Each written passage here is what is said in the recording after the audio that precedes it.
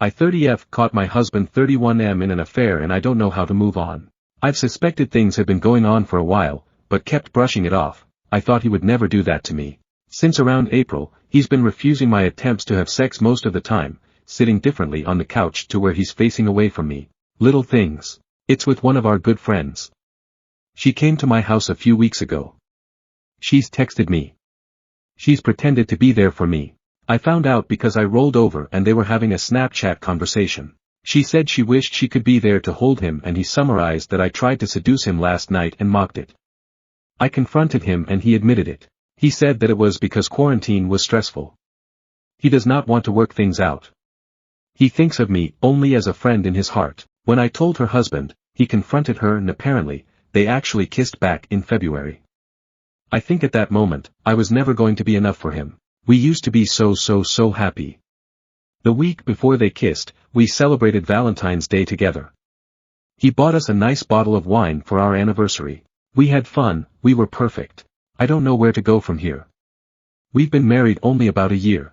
I feel like he took so much from me and doesn't even want to go to therapy or work this out. I don't want to leave my house, but everywhere in it I see him. He chose her. I've been cheated in every relationship I've ever been in. He was supposed to be my forever. I don't know what to do. I've made therapy appointments but I was also laid off last month, so I have too much free time to analyze every single moment where he might have been lying to me or where I made myself pathetic trying to cling to him. How do I start to get through this? TLDR, my husband had an affair and does not want to try to work out our marriage.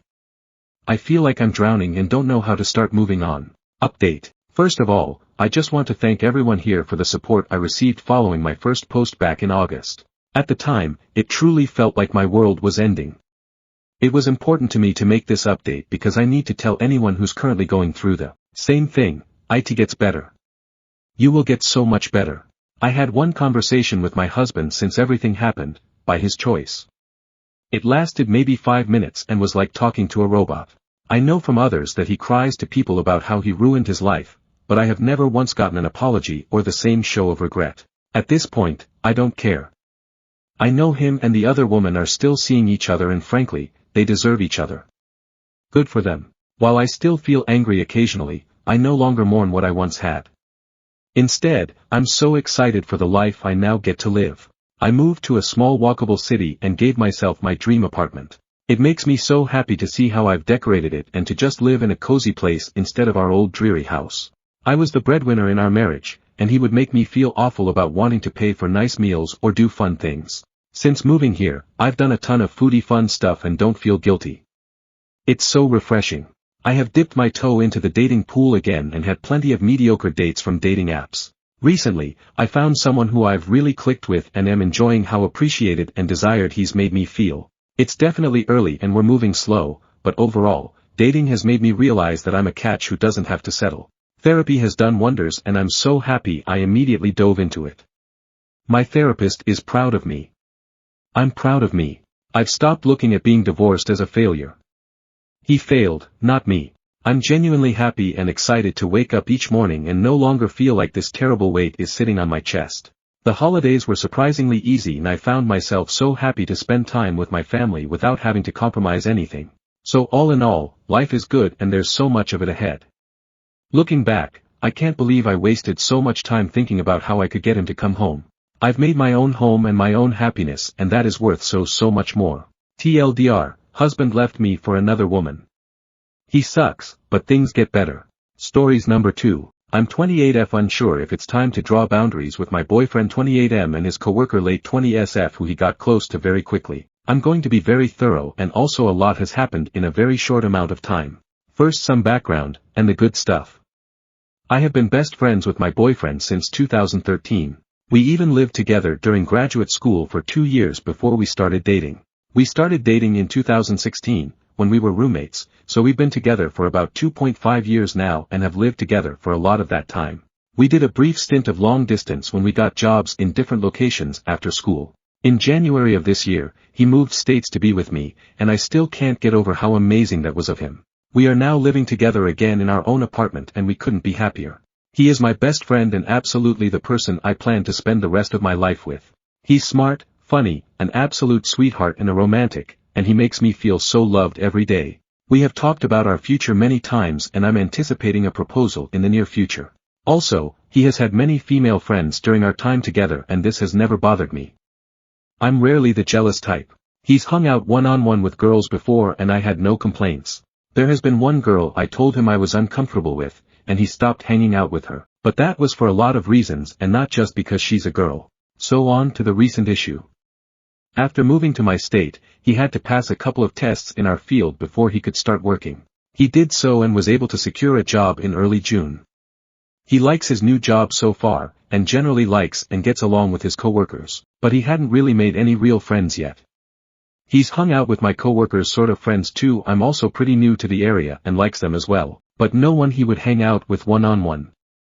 I know he is missing having a group of friends back in his home state where he moved from. About a month ago, maybe a little more, he started mentioning one coworker a lot. We'll call her Liz. At first it was just in passing, oh my coworker Liz said this or that. It also turns out Liz used to work with an organization that works closely with my organization, so she knows a lot of people that I work with and what's going on with my job and field of work. So it was a small world kind of thing. She would mention someone I knew, or something about my job, and he would tell her he also knew that person because of me, that kind of thing. But he started talking about her more and more often. I'm talking probably every single day over for a few weeks he would have a story about Liz or something that she said, so I knew they were talking or hanging out at work a lot. He did say that Liz mentioned she wanted to meet me, and she has a fiancé that she lives with. So that made me feel good. Nothing to worry about, and I was happy he was making a friend here. Liz actually lived nearby us, in a temporary place because they were moving around for her fiancé's job. So a couple of weeks ago he tells me that Liz suggested they start carpooling to work together. Their office is about 30 minutes away without traffic, but our city always has traffic, so it's more like 45 minutes each way most days. Honestly, this made me a little uncomfortable, since this meant they would be spending 1 to 1.5 hours alone together in the car every time they rode together.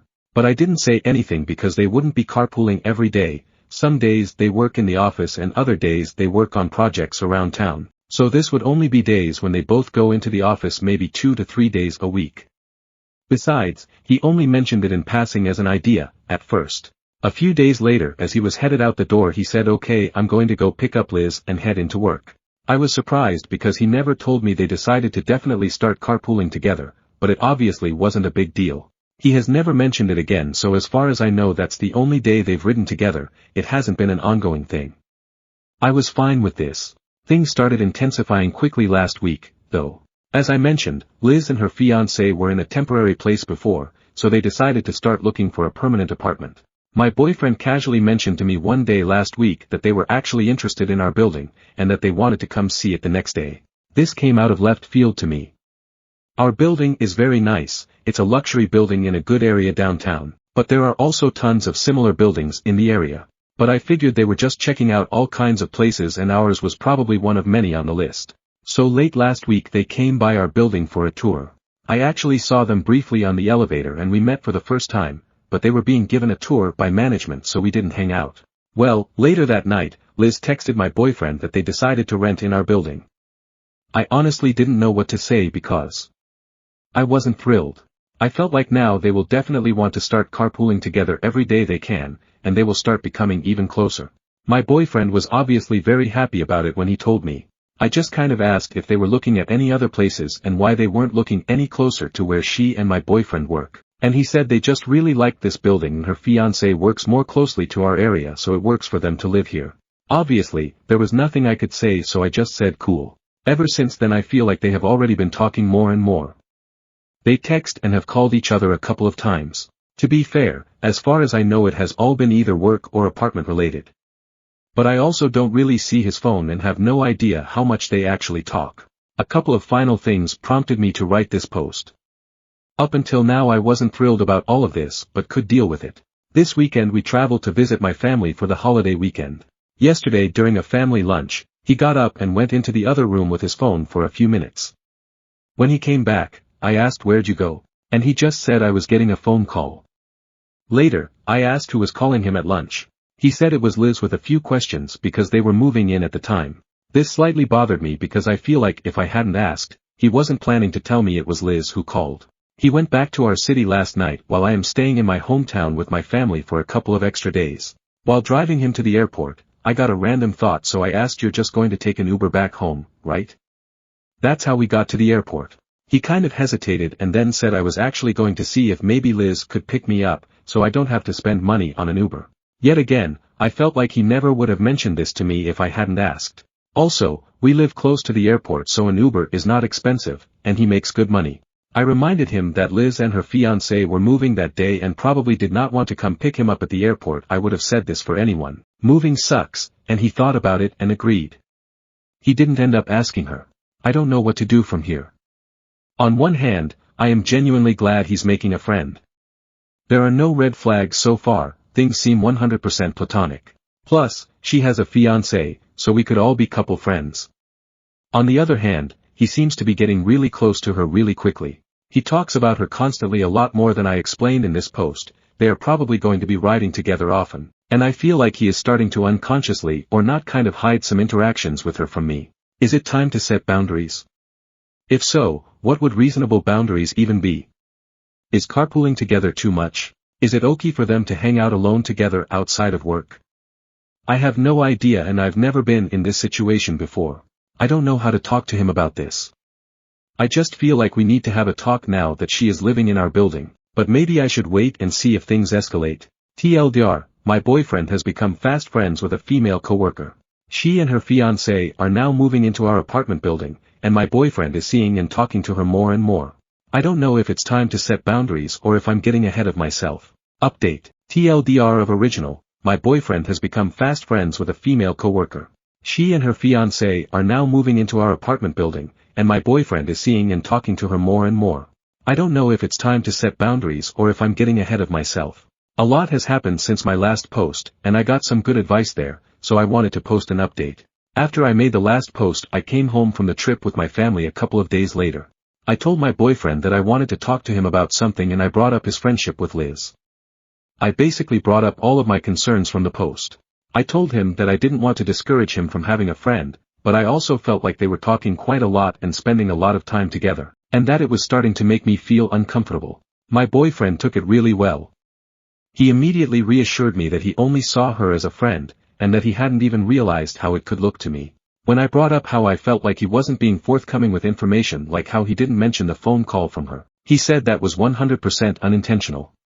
He then immediately asked what he could do going forward to make me feel more comfortable. He offered to stop carpooling with her and to cut down on contact with her except for work-related stuff. I told him I didn't have a problem with the carpooling because financially it does make sense. He spends a lot of money on gas, but maybe he could try to text and call her outside of work a little bit less. I also told him I would really love to meet her and her fiancé, and he enthusiastically agreed.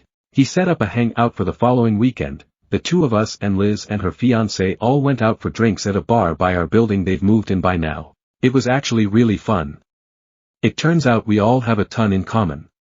Liz and I do very similar work, and we all have common nerdy interests. It was a little awkward at first, as meeting new people often is, but once we all got comfortable, we had a blast. From there, we have all become fast friends, and Liz and I have developed our own separate friendship too. We text often, go over to each other's places for dinner sometimes, and hang out on weekends. I can honestly say I really like Liz and her fiancé as a person and trust her 100%. I no longer have a problem with her friendship with my boyfriend at all. They do still carpool sometimes, but they've never hung out alone outside of work. It's always the four of us. I feel like a huge weight has been lifted off my shoulders. Finally, I have a separate, but slightly related, update. My boyfriend is now my fiancé. Less than a month after I made my last post, he took me out for a really beautiful and romantic dinner. When we came home, our apartment was covered in roses and candles. I was so shocked I could barely move as he got down on one knee and proposed. I said yes and then cried for about 2 hours as we called all of our friends and family. It was absolutely perfect, and we are getting married next year. It turns out that Liz actually helped him plan the proposal, and that was part of why they were talking a lot too. Since she lives in our building now, he had all of the flowers, candles, champagne, and accessories shipped to her and kept at her place until he was ready for them. He even had her hold on to the ring the week before he did it. After he proposed, she came upstairs and took photos for us and cried with us. That was the moment I realized what a great friend she is to both of us. So communication saves the day again. We're all great friends now, and Liz and I have regular girls' nights to plan our weddings together. TLDR, I talked to my boyfriend and he introduced me to Liz and her fiancé right away. We're all great friends now and I'm no longer uncomfortable, but I am engaged. Edit, wow, wow, wow. I know this is stereotypical, but I never expected my post to blow up like this. I started reading the comments last night and planned to reply to some, but then I got busy, and then this just got out of control. So let me just say here, thank you all so much for the support, advice, and well wishes. You guys rule and thank you for the platinum, gold, and silver. I've never gotten any of that before and now I'm a little sad that this is a throwaway and not my main, I'll pay it forward and gild someone today. Stories number 3. Me 36M married to my wife 36F 11 years, and I can't stop thinking about a girl I dated for 1 month 16 years ago. I have what I consider to be a good healthy relationship with my wife. For some reason though, I recently am unable to stop thinking about a girl I dated 16 years ago, for the entirety of a month. The relationship was normal for 20-year-olds. We liked to low-key hang out, and have lots of sex. The relationship ended abruptly one day. She and I hung out with a group of people on Saturday night, did our normal at-home thing, then got up Sunday and went to a friend's college graduation party. Then, as I remember it, she seemed super distant, and just up and left. That was the end of it. I remember at the time I took the breakup really hard. Called off work 3 days, got super drunk, cried to my friends. The other night I had a dream about her, and in the dream, I kept calling her the one that got away. I know that isn't true in any sense of the word. We definitely both went completely different directions in life as far as I know. I don't really know much about her, as we completely stopped talking at the end of our relationship, and never stayed friends. Ever since that dream, I have been rehashing those 4 to 5 weeks, 16 years ago, over and over again in my mind. It's driving me nuts. I am not sure how to bring this up to my wife, or even if I should mention it. I've read a few self-help articles saying this all really points to me just never getting closure on the relationship. Any and all advice would be greatly appreciated. TLDR, can't stop thinking about girl I dated 16 years ago. No contact with her in 16 years. Should I discuss with my wife? Advice on dealing with this? Update. So I mentioned to my wife vaguely that I was having a bit of a midlife crisis and ruminating on my past a bit too much. That I miss how I was physically at my peak in college. She said she is also having a bit of a crisis, worried about long-term health and missing the shape she was in before kids. We made a commitment to each other to get into shape and have changed our eating habits and bought a treadmill. I have been working out daily and my rumination issues have really dwindled. We also planned a nice vacation, and a few get-together with friends in the next few months. TLDR, told wife I was having a crisis without much detail. We are making strides to better ourselves and each other. Stories number 4. My 28F colleague 30F didn't invite me to her wedding, and it's completely unraveled our friendship. One of my work colleagues is a lifelong friend of mine. We lived on the same street growing up, went to the same school, and when I needed a job after graduating university, she made me aware of an opening at the company she worked at. I applied, got the job, and it's been quite a few years since and we still work together. It's a pretty small company, and quite male-dominated, so after we started working together, we became really close. We take all our lunches together, we regularly stop by each other's desks for a chat, and we quickly became known round the office as inseparable. A year ago she got engaged to her long-term partner, and I was ecstatic for her. She had a really tough time a couple of years ago, 2 family deaths close together, and I did everything I could to be a good friend to her while she was in the worst stages of grieving. She cried with me daily for weeks and I made sure she knew I was always available to listen. I also took about 1/3 of her workload off her voluntarily, so she could take days off when she needed to without stressing about her work building up. So now that life has gotten better for her and she's always smiling and excited, it's really nice to see. Ever since she got engaged, as expected, she's talked a lot about wedding plans, especially at our lunches. I know basically every detail. When she booked her venue she was really excited, but she refused to tell me where it was going to be, saying that she wanted it to be a surprise when the invitations came out. The wedding is 2 weeks away now, and I've long since stopped waiting for my invitation to show up. I know when they were sent because she told me all about delivering them, and shows me every day the gifts people have started to buy off their registry. I feel silly for saying it, but the more I think about it, the more hurt I feel that I haven't been included. It's a big wedding, and she has invited some other people from work that I didn't know she was even close to. She hasn't mentioned the reason why I'm not invited, and at this point I feel too awkward to ask. I guess it's just a slap in the face because I really thought we were close, and now I'm realizing that maybe we're not. The trouble is, since all this I've started to really examine our friendship, and I'm wondering if she even cares about me at all. I can think of 100 examples of where I've helped her work through decisions, listened to her vent, stood up for her when she's had issues with colleagues etc. Even tons of little things, like if anyone brings in cake and she's out of the office I always save her a slice so she doesn't miss out. But I can't remember a time that she did anything for me in return. Now when she talks to me, I've realized she doesn't even listen to me. When I'm finished talking, she just carries on with what she was saying before, almost as if I'd never spoken at all. If we're ever talking about me or something I've been doing, she never has anything to say. She just kind of nods and then switches the conversation back to herself.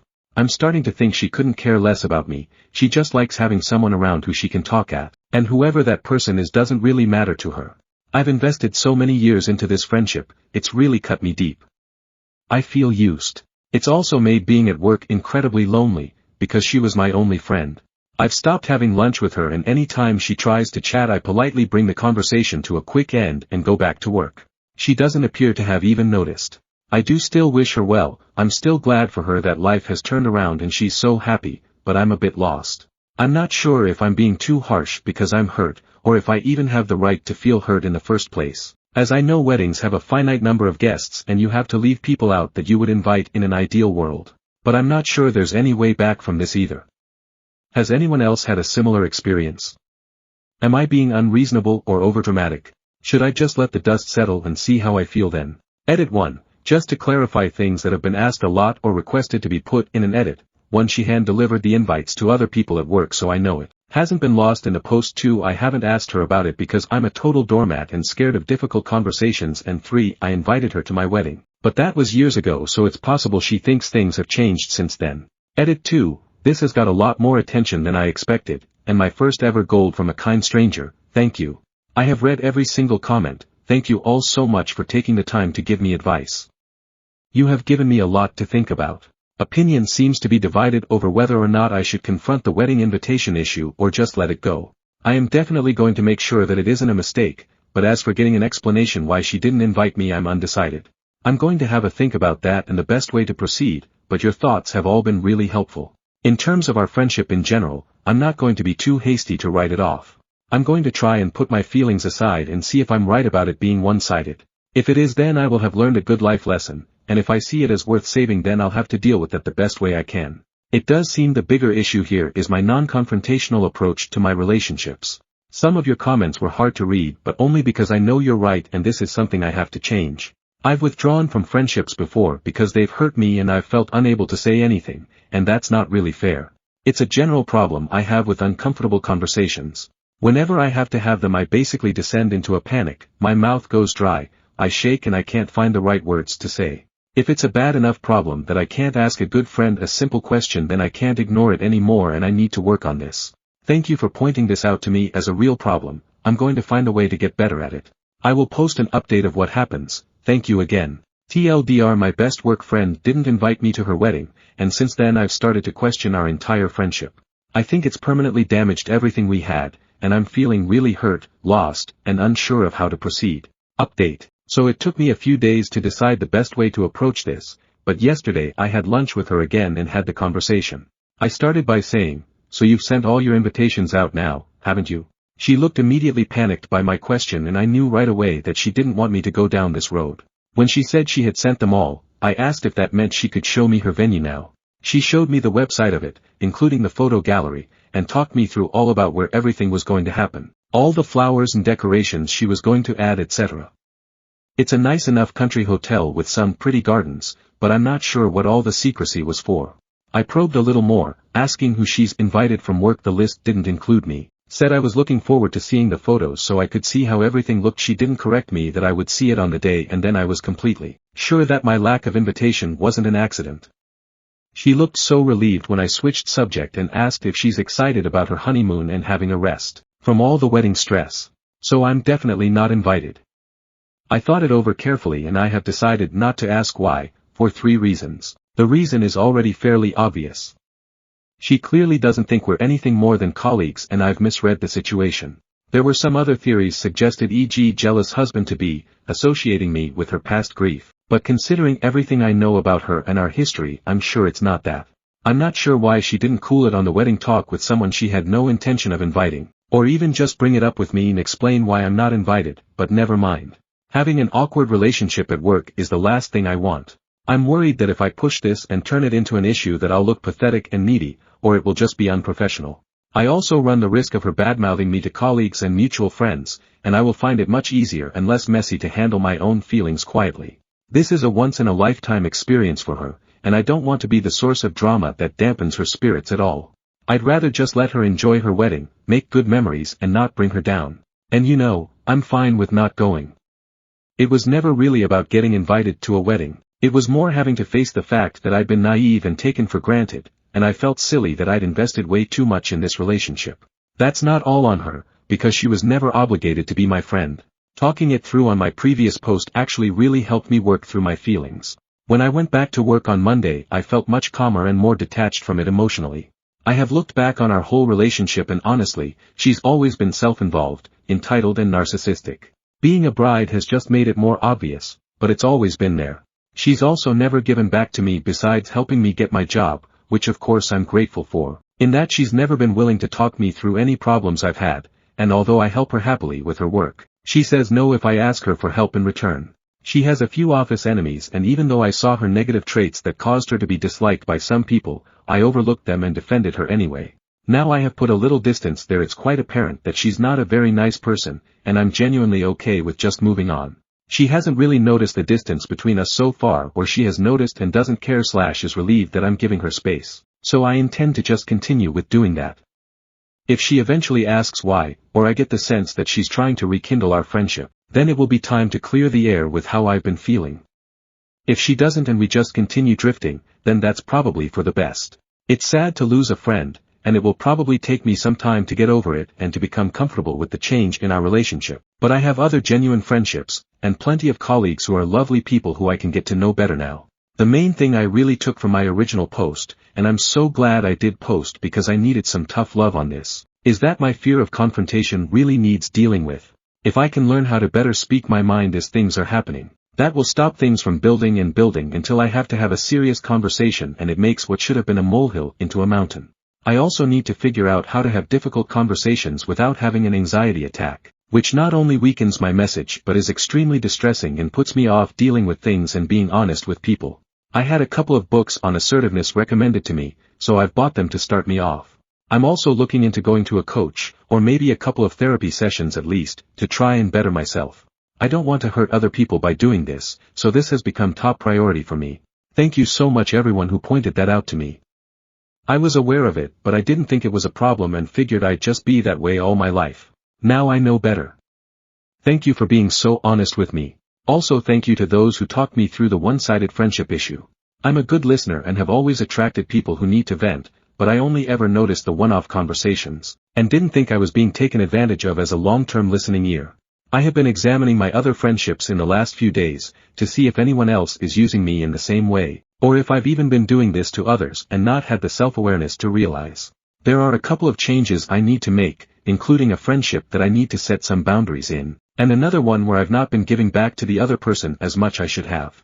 I have learned a really valuable lesson from this about maintaining healthy relationships, and I'm very grateful for that. TLDR, so I'm definitely not invited. Our friendship is likely over, but that's actually okay, and I'm going to work on my assertiveness so I can handle things like this better next time. I'm also going to move forward having learned a good lesson about friendships being two-way. Edit. A few people have been asking about the books I was recommended. Nonviolent Communication by Marshall Rosenberg. When I Say No I Feel Guilty by Manuel J. Smith. Why Men Love Bitches by Sherry Argov. Stories number 5. So, this will all come from I wish I had. My husband passed away suddenly when his motorcycle was cut off by a car. He died immediately. I sent him off to work, he kissed the kids, and that's the last I saw him. I can't even remember if I said I love you. I am now dealing with grief, but almost more than that, I'm dealing with a lot of shit I don't have answers to. So, my biggest suggestion, from someone who didn't have the chance you have, ask all the questions ever. Get all his usernames and passwords. PIN numbers. Passcodes, everything. You have no idea how important those are until you can't log into an account and the only person with the information is gone. Learn where he keeps things. Files, notes, hard drives, etc. Get info on how it's all sorted and categorized. Get a will done now. Get a lawyer and get it all done. My husband didn't have one and now I'm dealing with probate, ugh. But, seriously, beyond the logistical stuff which was so important, say I love you. Say it over and over and over. Talk about all the things. Talk about what he wants for you in the future. You may not want to know now, but you will want to know eventually, and now is the only time you have. Hug and kiss and lay with each other. Inhale his scent and memorize his features. Take videos. Get videos of you together and talking. Even if it's just you guys being boring and talking. Record hours and hours of it. There are never enough videos, I have so few of my husband and I cling to watching them. I wish I had more of him just being him. It makes it feel like he's still here. In fact, have him record a video directly to you. Talking to you through the camera. It might hurt now and for a while after, but I cannot tell you how much I wish I had one of my husband just chatting to me. I know this isn't exactly what you asked for. I didn't say get on a roller coaster or take a train ride. But, while all of those experiences are important, the logistics and the moments that will happen this next few weeks are vital. If you have any questions, feel free to ask. Edit, I want to thank everyone for the thoughts. I appreciate them. If this post can help anyone, that's great. I hope that OP finds peace and comfort, too. Get the logistics out of the way and then just love as hard and passionately as you can. Update. Summary of original post, my husband was diagnosed with terminal cancer. After failure of chemo and other treatments, he was told he has about a month to live. I asked for advice on how to make this time count and all of you wonderful people gave some very good advice. Let me begin by saying that as much as I was daydreaming that I'll get to update everyone of a miraculous recovery my brave darling made, I had to wake up to the bitter reality. My husband passed away a few days ago, and just as a lot of you had warned me, with all the preparation in the world and a warning that not many are fortunate to receive, absolutely nothing about when it actually happened felt like I was at all ready. It may as easily have been sudden. He fought bravely to the end and I'm proud of his attitude. I'm happy he doesn't have to suffer and put on a brave face for me anymore. I'm here to thank all of you. Despite what I said above about not feeling prepared, I do feel blessed for having got that time. We may not have completely finished the list but we sure got to do some of the things that the busy preoccupations of life in all its cruelty snatches from a lot of people. We may not be completely without regrets but we managed to make our list of, I wish I had's a lot shorter than it would have been before the warning. So here I am to thank everyone who commented replied on that post. It meant a lot to both of us. A sincere thanks to all of you. A special shout to a few people, for courage and sharing you /mcdi88 for making me feel like a 100 years old covered that milestone too as he insisted I will live. His share too. For looking out for me responsible for some high quality homemade porn who irritated the hell out of my husband as I wanted answers to all the questions thanks to whom I thought about this part, the coping for instilling some pragmatism in me thanks to whom unfinished business won't be an issue who made Christmas come early this year who inspired a letter that I haven't been able to read past 2 lines of whose words rung in my ears to keep me stronger on the bad days, without whose advice I would have tried to do it all on my own and made a mess for sure who sure knows how to turn a good spin on the dark moments for the immense support for inspiring my very first novel and so many others for all the wonderful advice, support and most importantly for sharing your stories. I can't thank you enough. I'm sorry I can't mention all of you here. Please know how much every word meant to me. Here's an update of all the things we did end up doing and I hope this will help someone else like us out there. As suggested by a lot of you, pictures and videos. I have loads of data of him doing his daily chores to just snoring away next to me, and I still don't think it's enough. Do this, you may not have a warning, you may regret it if you don't. A little background of me here, I've always been anti-pictures, I would proudly say make memories and not photo albums and that if something is important enough, you'll remember it. While I still stand by that to a certain extent, I do condone finding that balance. I would charge my tab, turn on the camera and put it in our room. So I could enjoy him and then re-enjoy our moments later. And we made the heavily suggested naughty videos as well. Fair warning, getting closure is important so don't get drowned in these memories either. It's too soon for me but I do understand the risks and will look out for myself. Which brings me to my next point. Discussing the future. As much as one would want to avoid thinking about a life beyond the one they love the most, not thinking of it will make it that much harder when it inevitably comes. Here's where all the advice on being practical was executed. Practicality on financial and emotional fronts, financial being having all the financial information including account numbers, passwords, life insurance policy details, wills and any debts, and the latter being arranging for a therapist and talking about expectations from a partner after one is gone, and discussing the kids' futures, if any. He documented all the financial information and verified it twice, taught me how to access his bank site and wrote down a step-by-step guide on how to get the insurance money once he was gone. He wrote a letter addressed to my next spouse with all the not so easy to discover things about me that were wonderful and necessary, in his words. I wrote a book about him. I'm an aspiring author and I'm proud to say that the love of my life is the sole reader of my only book, Scrapbook. This was so fun. I collected screenshots of the best and meanest things we've ever said to each other, printed those, interspersed those with our pictures over the years in chronological order starting with the cliched obligatory baby pictures, threw in a few lists I wrote out of top 9 dates, top 9 best sex, top 9 reasons I love him, both our birthdays fall on 9th, etc. Mixed in a crossword puzzle he had to solve, and our scrapbook was ready.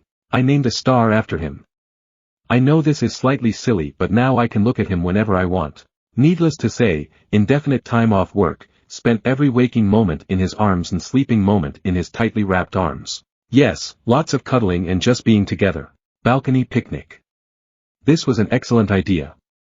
Stars, candlelight, good food and some good old-fashioned open-air sex. Speaking of which, lots of sex. We discussed with his doctors and freezing his sperm was not a possibility at this stage, so that couldn't pan out. The last life party. I wanted to call it the party that never ends, but he played the cancer card, so I was shot down. All his friends and family came over, everyone said a few things about and to him, nobody was allowed to cry. I told them I was spending a lot on the funeral and he was stealing my thunder by being a tear hogger. It was actually pretty nice with gag jokes from his goofy friends, something like a Halloween with a ghost attending, but he's friendly like Casper rather than being creepy/scary. Told him I loved him, constantly. And anything else that came to my mind that I wanted him to know. He was quite a sport about it and returned the favor. We played cards together, watched football matches and his favorite shows together. Things he loves. Casually holding each other. Festival week, a day designated to all the festivals. Milestone birthdays, video recording for each with a message. Cooked his favorite meals for him. He was my happy helper. He'd wash the tomatoes and I'd make the lasagna. He called me the food conjurer. Made him wear his favorite shirts for several days so now they'll smell like him for some time. Knit him a sweater, made a portrait of his. Things very specific to him that he wanted to do, a small bucket list that I won't bore you with. I feel like I've lived a lifetime in the last month. The quote about living each day like your last got realized. I made a lot of memories I'll never forget. I want to say one more thing before I sign off. All those who have been patient enough to make it to this part of the post or impatient enough to skip to this part, thanks for reading. I have read a lot of things on this sub and unfortunately a majority of the things I read are escapist, overcautious and pessimistic. While I encourage the right of one to protect themselves from potential hurt, I do find the world hiding behind that right, shying away from happiness and condemning others at the drop of a hat. Not meaning to sound preachy or claiming to know anyone's personal situation, I do wish to say this: believe in people, believe in goodness, believe in second chances. My husband and I didn't have it perfect, we had our rough patches and forgave each other for mistakes if the other truly showed repentance for them. I could have left him long back and I would have been in the same scenario I am today, leading a life without him. The difference is I would have chosen that in the former scenario, whereas now I have to accept the situation. And being here, I know I would give anything in the world for that choice right now. I'm so glad I was wise enough to look past his tiny flaws and fill my life with moments of the absolutely wonderful loving man he was. Be vulnerable, take risks, get hurt, it's part of being a human and it's okay. As long as you're not being downright stupid, harming yourself or those around you irreparably, and not being codependent enabling someone's flaws rather than accepting them, it's okay to make mistakes, that's how we learn and grow. And on the chance that it's not a mistake, the potential upside is limitless. In the comments of my original post, a lot of you wrote that you cried and told so you loved them or gave them a random hug much to their surprise. I'll admit that those comments made me happier than anything else. That our story could inspire some bond somewhere to get stronger was the greatest compliment. So I request anyone reading this to do this today. Give your so that surprise hug, tell them you love them. I wouldn't wish what we went through on my worst enemy, and I'm still glad I got that time. But most of you won't. This time is that time for you. I'm sorry that for most of you, it will be sudden/painful and prolonged. Living your life like each day is your last is impractical. But living your relationship like each day is your last is the easiest and most comforting thing in the world. Hug them, hold them, tell them you love them. Cheers to all the love in the world. Thank you all once again. TLDR, my husband passed away. This update is to thank all of you for your wonderful advice and support. Edit 1, thank you once again Reddit, for all the overwhelming response. Thanks for all the tears, all the hugs and all the support. Thanks for the PMs offering more support. And above all, thanks for our story helped make a difference in your life. I'm so grateful to each of you who's vowed to work on their relationships and love their partners more. I'm trying to reply to each one of you kind-hearted folks. Apologies if I have missed out on anyone. Thank you for being with me in this time. Your thoughts, prayers and support mean a lot to me. Stories number 6. Husband and I are having our longest fight ever and I don't know what to do. TLDR, my husband and I got into an argument and he left for almost 2 days. Husband is 36M, I'm 29F. We've been together for over a decade. We have a 7-month-old daughter. In the past, we have normally resolved arguments by taking a few hours to cool off and discussing.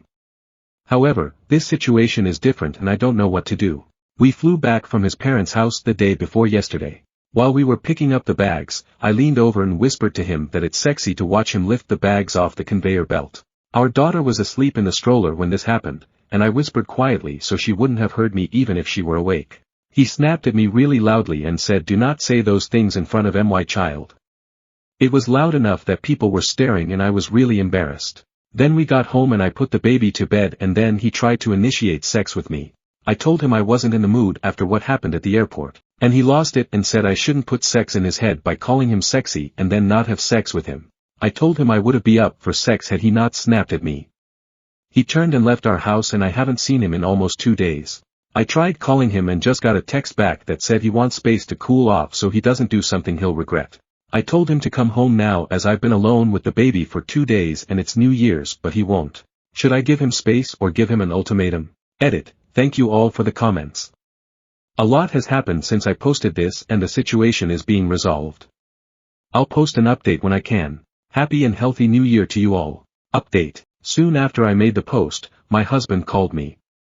He was babbling and I couldn't understand him, so I kept asking him to slow down. Then he started screaming, not yelling, literally just screaming. I freaked out because I thought he was being murdered or something. I tracked his phone to a park in town and called 911. Turns out he had a complete mental breakdown. He's in the process of being diagnosed with a mental illness that usually shows up in people's 20s but for some reason manifested later in him. He's currently in an inpatient mental health program and already doing a lot better. Stories number 7. I 26F want to propose to my boyfriend 25M but just found out he plans to propose as well. My boyfriend and I have been together for 4 incredibly glorious years. I thought it'd be fun if I proposed to him. Secretly, I've planned everything, got a ring and set a date to do it. I wasn't going to tell my mom, dad or brothers. I wanted it to be a surprise to everyone and I just told my sister. When talking to my sister about it and she's smiling telling me how a great idea it was, my eavesdropping mom goes, no. I wasn't supposed to tell you, but he's proposing. My mom doesn't know when he's proposing, saying he was unsure about a specific time frame, but he showed her the ring and told my dad that he was about to daddy him up. I was going to propose in 2 days but now I don't know if should just let him do it, even though he doesn't have an exact time frame. I mean he's the guy so I feel like I have to let him, but I was so excited about doing it myself. I feel like if I do it, he'll feel disappointed, even though it's already how I feel since I was so excited about this. What should I do? TLDR, I want to propose to my boyfriend but my mom informed me that my boyfriend is planning to propose, he has a ring but no specific time frame. I was planning to propose in 2 days but I feel like I have to wait and let him because he's the guy. I think he might be disappointed if I propose before he gets the chance to, even though I'm already disappointed since I was so excited about doing it. Update. So yesterday he took me to run errands but he randomly decided we should just have fun instead. He took me around the city, we tried all kinds of food, had honestly the most fun I've had since I was a kid, made memories off of little moments. I didn't think that much of it.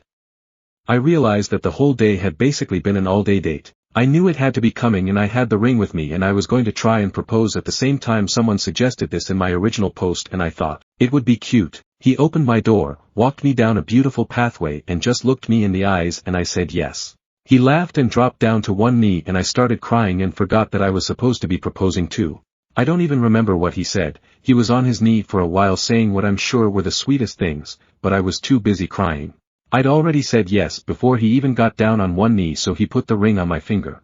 We went home and I realized I didn't propose. He wanted to shower and we sometimes shower together, so I proposed to him in there. He smiled and said, "I wonder if when our first kid is born will it top this moment." Then because I was on my knees in the shower he had to make a sex joke. After we got out he held me while we called his parents. I'd already called my whole family in car ride home. Yesterday was amazing and now I'm laying next to him while he plays video games and he's talking about our engagement to his friends and I couldn't be happier and I don't know how to contain all this and just ugh.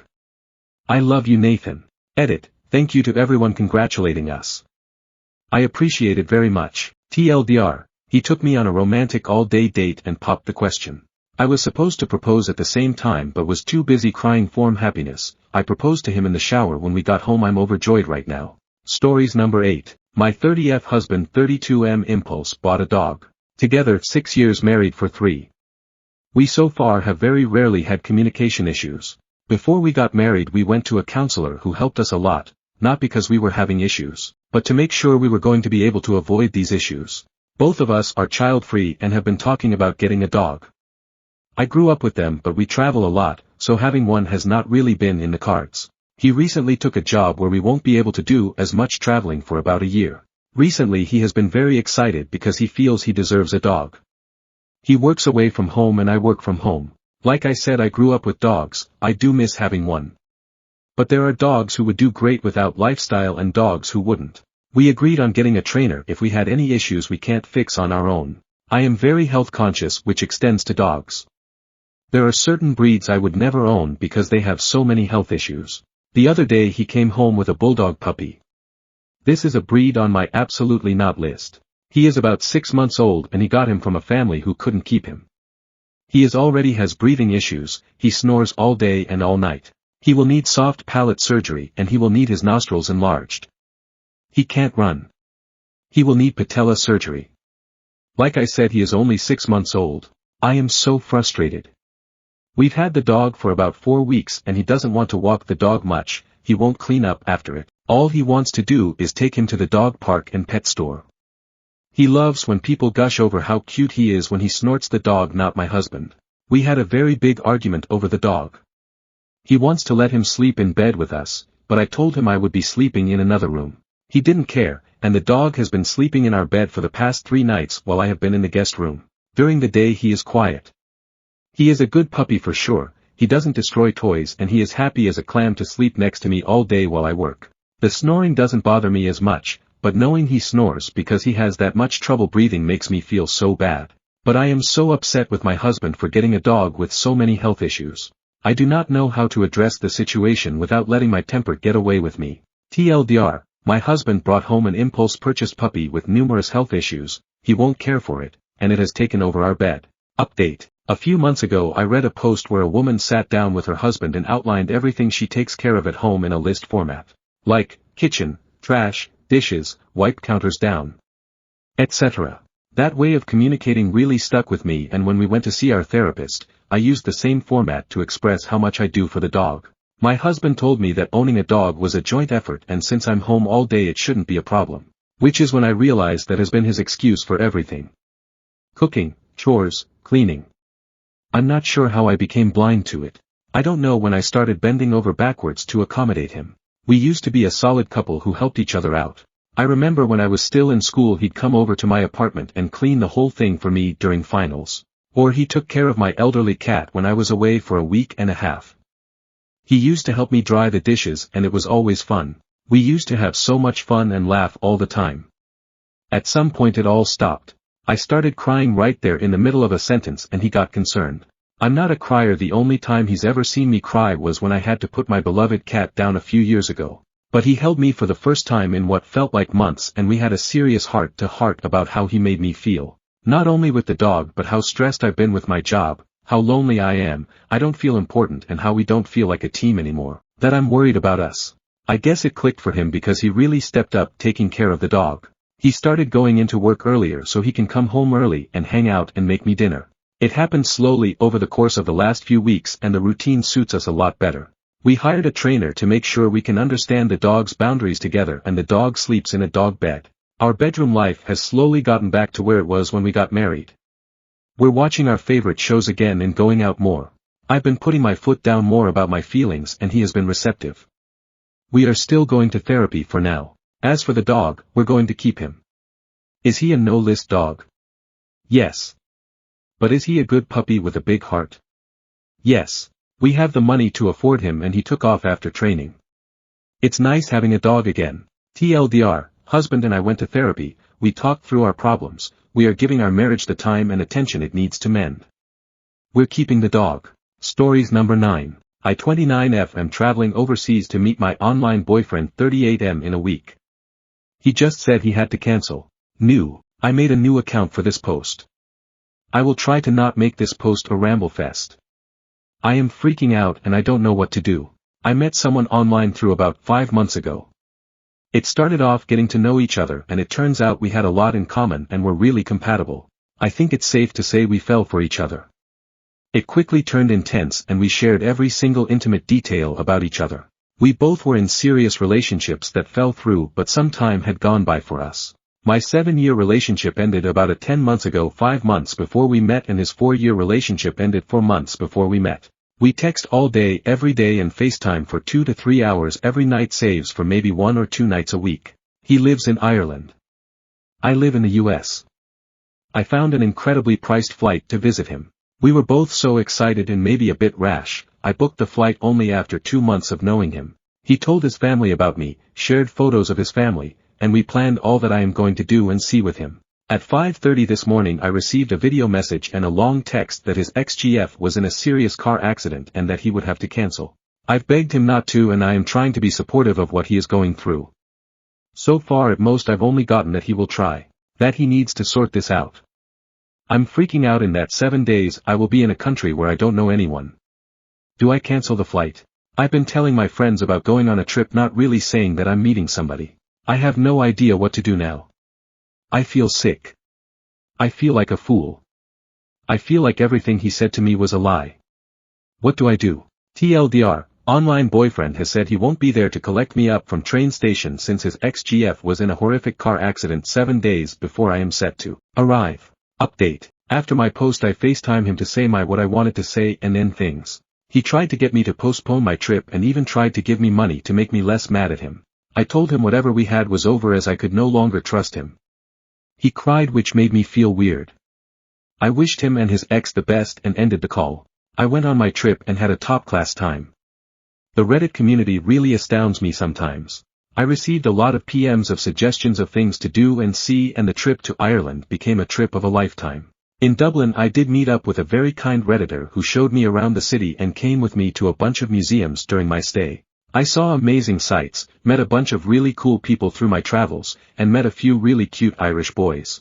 I learned a lot about myself on my first solo trip abroad. I am pretty self-reliant and I did a lot of self-reflection. This relationship was my first serious one after my ex and I split up. I think in my desire for closeness with someone I ignored a lot of red flags and downplayed my self-worth. I am now focusing on making real connections with people I meet in real life and have decided to stay away from anything long distance indefinitely. My first night in Belfast I did message him after I had had what was probably too many beers. Damn you delicious Irish beers. And he said he was sorry, but it was what it had to be. It didn't really seem sincere and it extinguished any romantic notions I had. Thank you to everyone who commented and PM'd me. It really made me excited for my trip and it was the best time. TLDR, online BF backed out, but after some logistical rearranging I still went on my trip and had the best time ever. Glad I cancelled the BF and not the trip. Stories number 10. My wife 28F found out that my mother 59F and I 28M have been lying to her about our baby 0M for months. This all went down about an hour ago and my wife is still crying in our bathroom with the door locked. Backstory, we had our son now 11 months old while my wife is in residency. She took a few weeks off before giving birth, and then went back to work a few months after, while I transitioned my hours to part-time so that I could stay at home and raise our son. My mom moved in with us shortly after the birth in order to help out, which allows me to get in a few hours of work per day and also not get swamped with taking care of the baby/housework.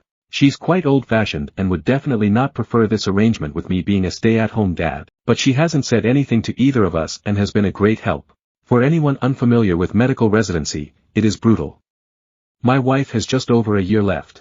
Sometimes she comes and goes for 1 to 3 days and our son is asleep the whole time she's home, which has been happening more as his sleep schedule shifted to sleeping through the night. My mom and I make sure that when she's home and the baby is awake, my wife gets him 100%. I know it's been hard on her, but unfortunately it's just going to be this way for another year. The first big milestone she missed was him rolling over. When she got home, my mom pulled her over to the baby all excited. I thought she was going to tell her, but instead she says, "Julie, you came home right on time. He's been moving about as if he's going to roll over." They both stood there encouraging him, and right on cue he rolls. My wife was elated. She was so worried and guilty about not being there and she took it as proof that she can still be a present mother while working. So we continued. I send texts over little things she misses through the day so that it's not completely unbelievable, but my wife has been present for every single big milestone. He coincidentally started crawling with her right there, his first words were in front of her, and he began standing, cruising, and walking when she happened to be home. The walking one was difficult. There was a tough 7-day stretch where she just wasn't home during the daytime when he was awake, and his walking went from teetering to walking a couple steps pretty confidently in that time. We put little bean bags in one of his pants pockets so he'd be wobbly and unbalanced, and it looked believable since he fell after the first step like he was doing a week ago. Yes, it was mean to our poor son, but my wife's face was worth it. Today it all unraveled. So far he can just say mama, dada, and nana. Yesterday he started saying bye-bye. My wife has today off and has been home all morning. My mom and I have been trying to get him to say bye all day without giving it away that we already know he can say bye. Successfully got him to say bye to the ducks at the park, and we both gushed over his newest word the whole way home. My wife was using my phone to take pictures of him and began showing my mom at home while telling her about his newest word acquisition. She was swiping through my gallery and saw a video from yesterday and goes, "Oh, you never sent me this one." It was literally like a slow-motion film happening in front of my eyes. I had taken the video of him yesterday waving bye-bye. My wife isn't an idiot.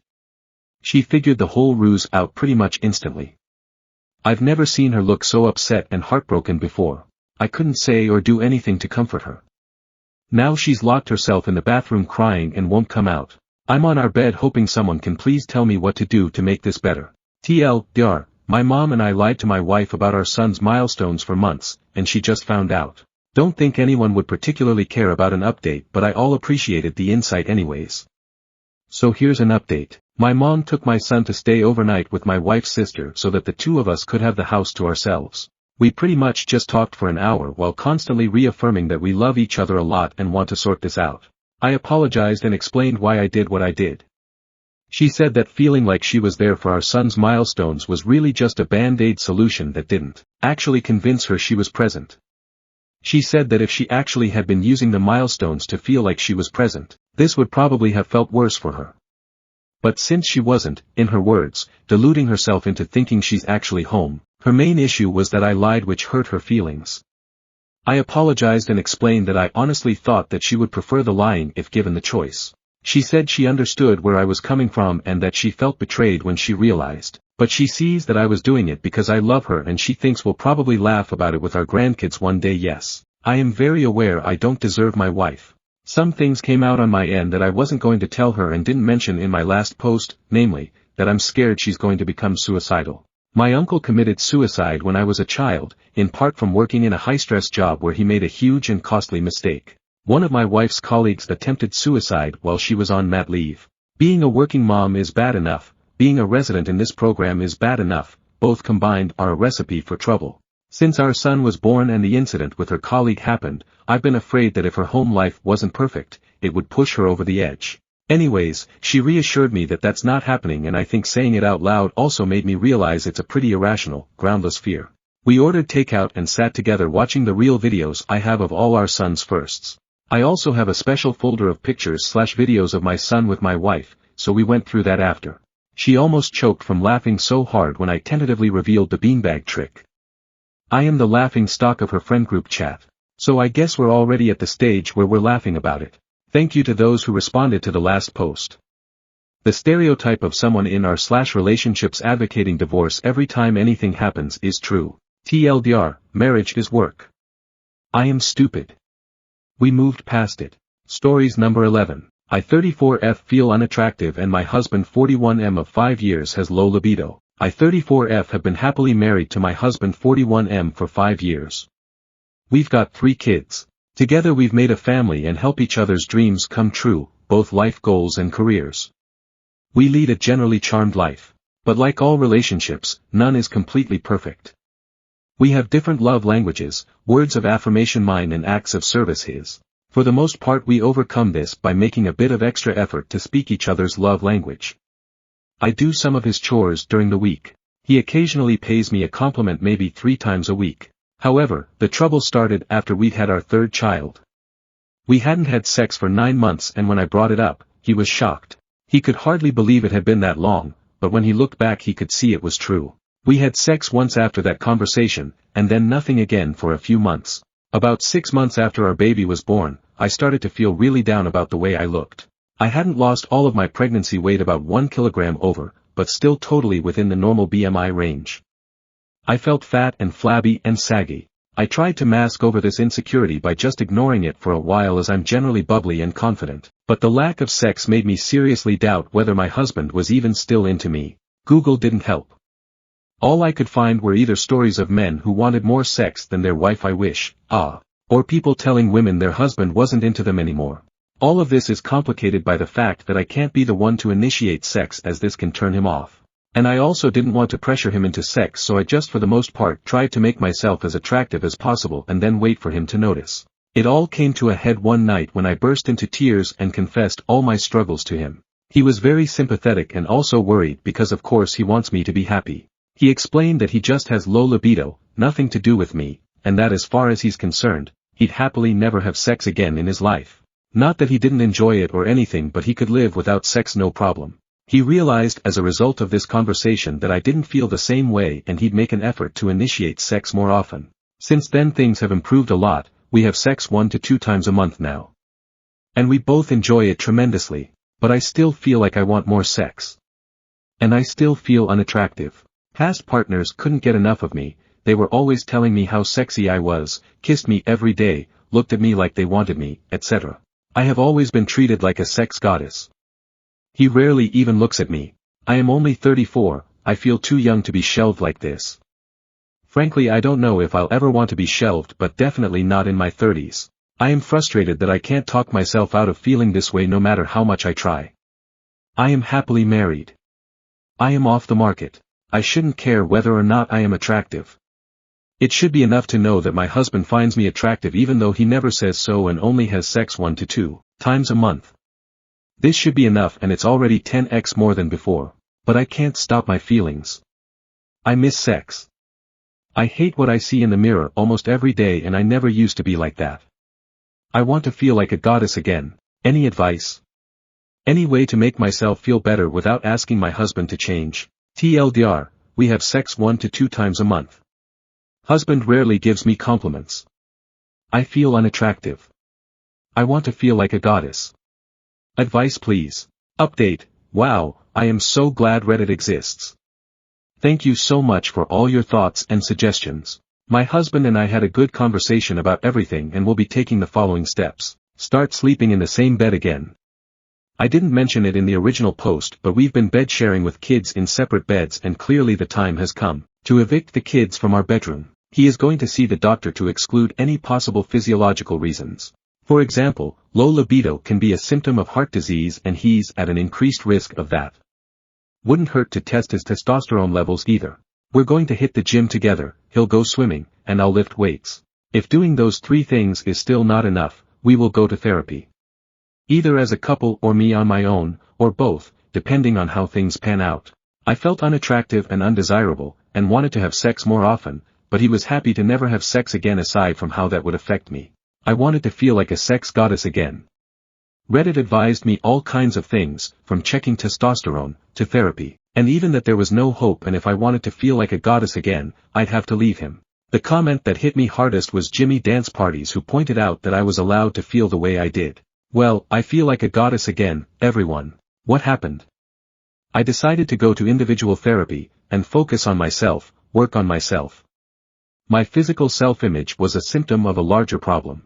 Troubles at work, troubles at home, a storm inside.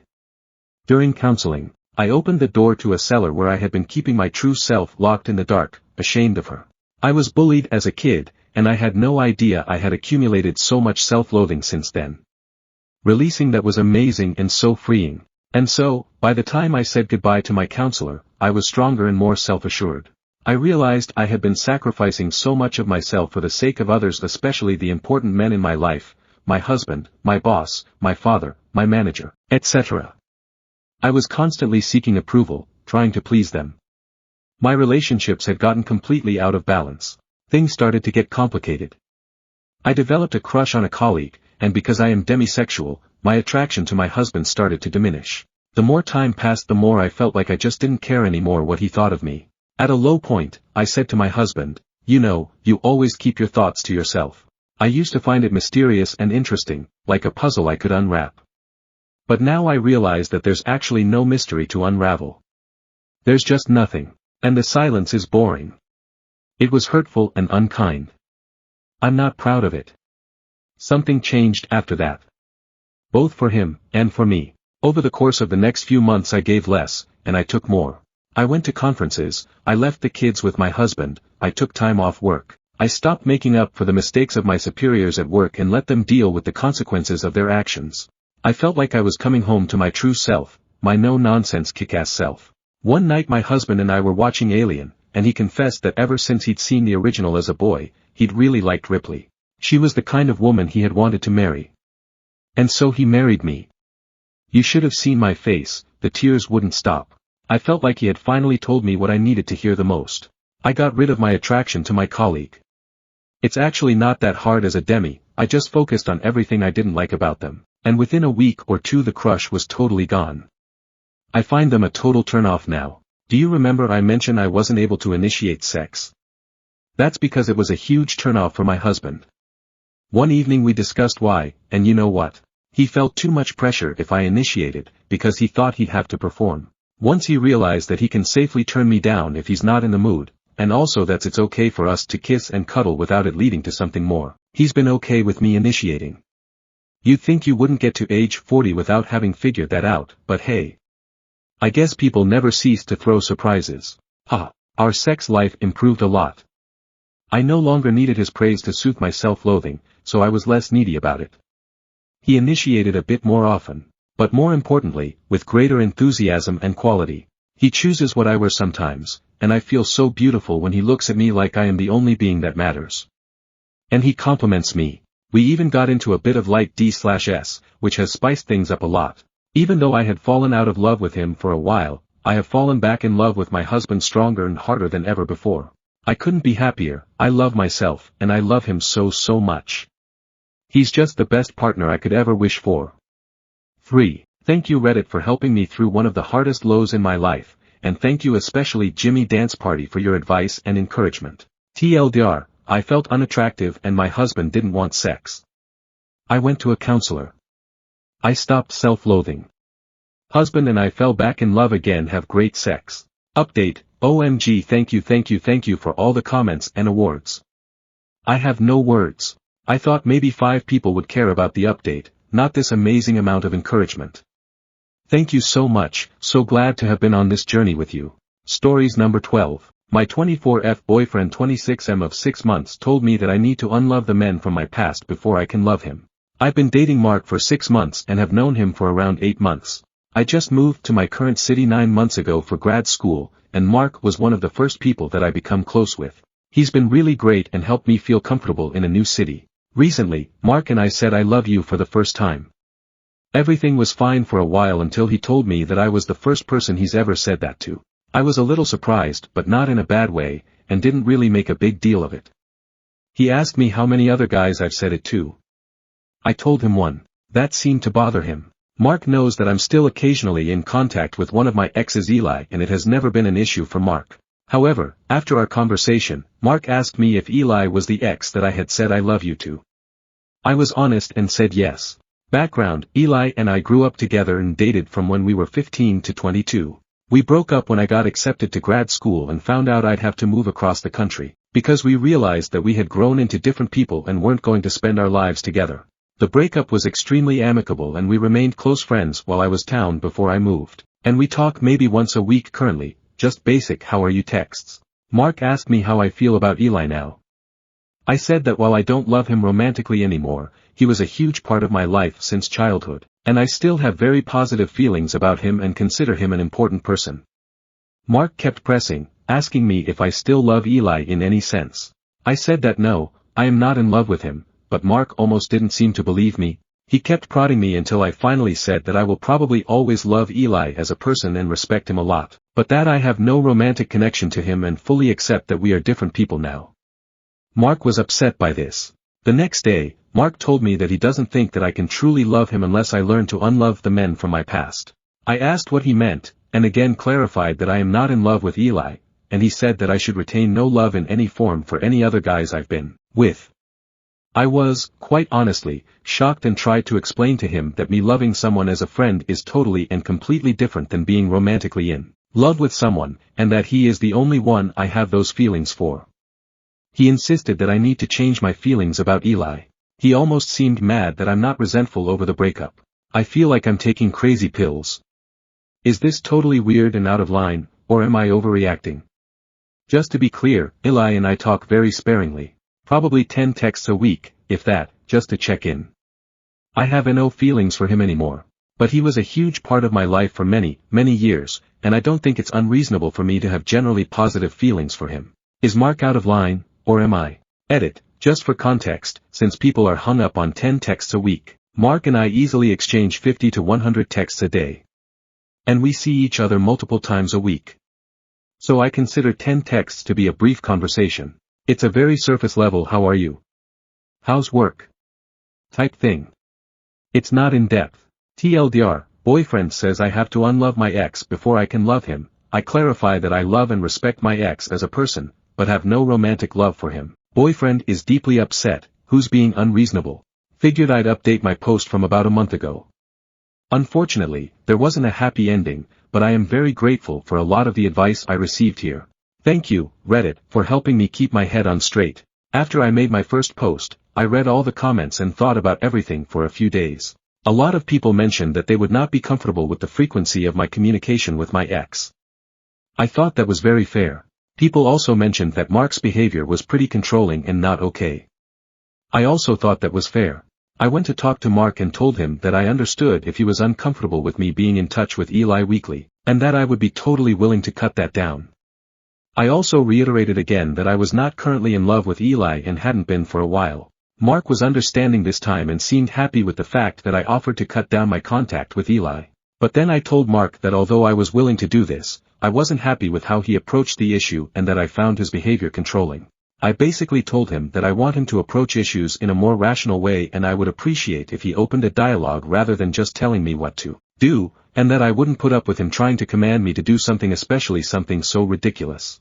I said everything in the same tone as I used for the first half of the conversation. I wasn't yelling at him or admonishing him, just trying to let him know where my boundaries are. You guys, Mark flew off the handle. He started screaming at me.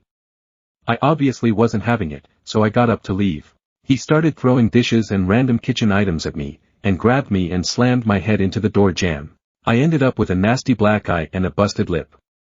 Luckily for me, a neighbor heard the commotion and called the cops. Mark was arrested and I was taken to the hospital. Yes, I'm pressing charges and filed for a restraining order. Overall, it was a horrible incident, but I'm glad this happened earlier in the relationship rather than later. And I am forever grateful for the neighbor who called the cops. I'm also grateful to most of you guys for telling me that I wasn't being insane in my first post and for pointing out the early warning signs. It wasn't the best ending, but I'm okay and I'm just glad it's over.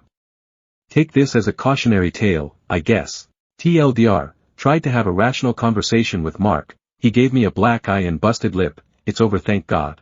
Edit, I've gotten a lot of concerned messages which I appreciate. Telling me to watch out for Mark now and that abusers are often at their most dangerous right after a breakup. Just to ease everyone's mind, I'm staying with a classmate who Mark does not know for the time being, so I'm well protected. Thanks everyone. Stories number 13. My best friend 20M asked me 20M out. I said yes. I didn't know it was a date. I'm an idiot. I'll try to keep this short.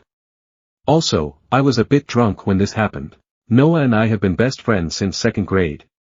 We lived together with one other friend near the college we go to together. He came out to me when we were in high school. It didn't change anything. When we got to college, I came out as bisexual. Last night we were hanging out with some friends and I had a bit to drink. When we were walking home I could tell he was nervous, so I asked what was up. He asked if I wanted to go out with him. He literally said, "Do you want to go out with me?" I don't know why, but I thought he meant as friends. Thinking back, he made it really obvious it was a date, but I'm an idiot and I was still a bit drunk. I said yes. He suggested Saturday night. I said yes. I left to go to the gym before he got up, so I didn't see him. While I was at the gym, the friend we live with texted me that Noah was really happy this morning and she didn't know we were going to go on a date. She congratulated me and said we make a cute couple. This happened literally 6 minutes ago. I'm panicking right now. I don't know what to do. I love him, but he's like my brother. I can't go out with him. How can I tell him I'm not interested without embarrassing him more than I have to? I don't want to mess up our relationship. We're supposed to have lunch together in a few hours. What do I do? TLDR, I'm an idiot. My best friend asked me out. I said yes. I didn't know it was a date. How do I fix this as easily as possible for him? Update, thank you guys so much for the advice. I only saw the first 30-something comments until just now, and I'm blown away by how many people have commented to give me advice. I tried to take a lot of the advice I got, but some of it was contradictory, so I couldn't do all of it. Thanks again to everyone who gave advice, even if I didn't see it until after we talked. I texted Noah and asked if we could skip lunch and go home instead so we could talk. I tried not to make the conversation dramatic. I apologized to him for misunderstanding him, and told him I knew it must have taken a lot of courage for him to ask me out. I told him that he was my best friend, I loved him, and that would never change, but I had never thought about a romantic relationship with him. I apologized for fucking up and getting his hopes up. He asked a few questions, like did I really not know he meant it as a date. He apologized for fucking things up between us, but I told him that I wasn't uncomfortable with him feeling that way about me. I told him that I understood if he wanted space to process it, and I would give it to him if he wanted, but I also told him how important he is to me and how much I love him. He said he didn't think he wanted space. He just wanted to try to move on with the secret out. We've always been totally open with each other, well, except for him liking me I guess, and he said he was happy he wasn't keeping his feelings a secret anymore. We had a cheesy moment where I told him he could always talk to me about anything. It was like straight out of a rom-com. We talked for a long time after that. Apparently he's had a crush on me since before he came out in high school, and after he had a few drinks last night he decided fuck it, why not try? By the time he had to leave for his class this afternoon, things felt normal. I don't feel weird knowing about his crush, and he doesn't seem to feel hurt or anything because of my fuck up. Maybe just a little sad. I'll definitely keep an eye on how we interact and how he acts for a while. A few people warned me against accidentally flirting with him, and I'll try to keep anything like that in check. I guess this is a happy ending. I know there are still things to be aware of, but right now it looks like the conversation went pretty well. Thanks everyone for commenting and supporting. It helped me not just with advice but also with calming me down when I was really panicky this morning. Update. First of all, I wanted to thank people for responding. I was majorly panicking when I wrote the post, and the comments I got helped a ton to get me to relax before talking to Noah. I wasn't expecting such a huge response at the time and I was amazed, but looking back now I can see why it got so much attention. It was a pretty weird situation. Next, I want to say we are both men. Apparently this makes a big difference for some people in terms of advice. Some of the people who assumed I was a woman also made some weird comments and sent me some pretty gross messages. If you did this, please stop. That's not cool. I gave a bit of an update as an edit to the original post, but now since it's been 3 months I thought I'd give you all an update about how things have been going since then, since it seems like there's been a bit of interest, and I'm still really thankful to all of you for helping me out. Noah is doing really well.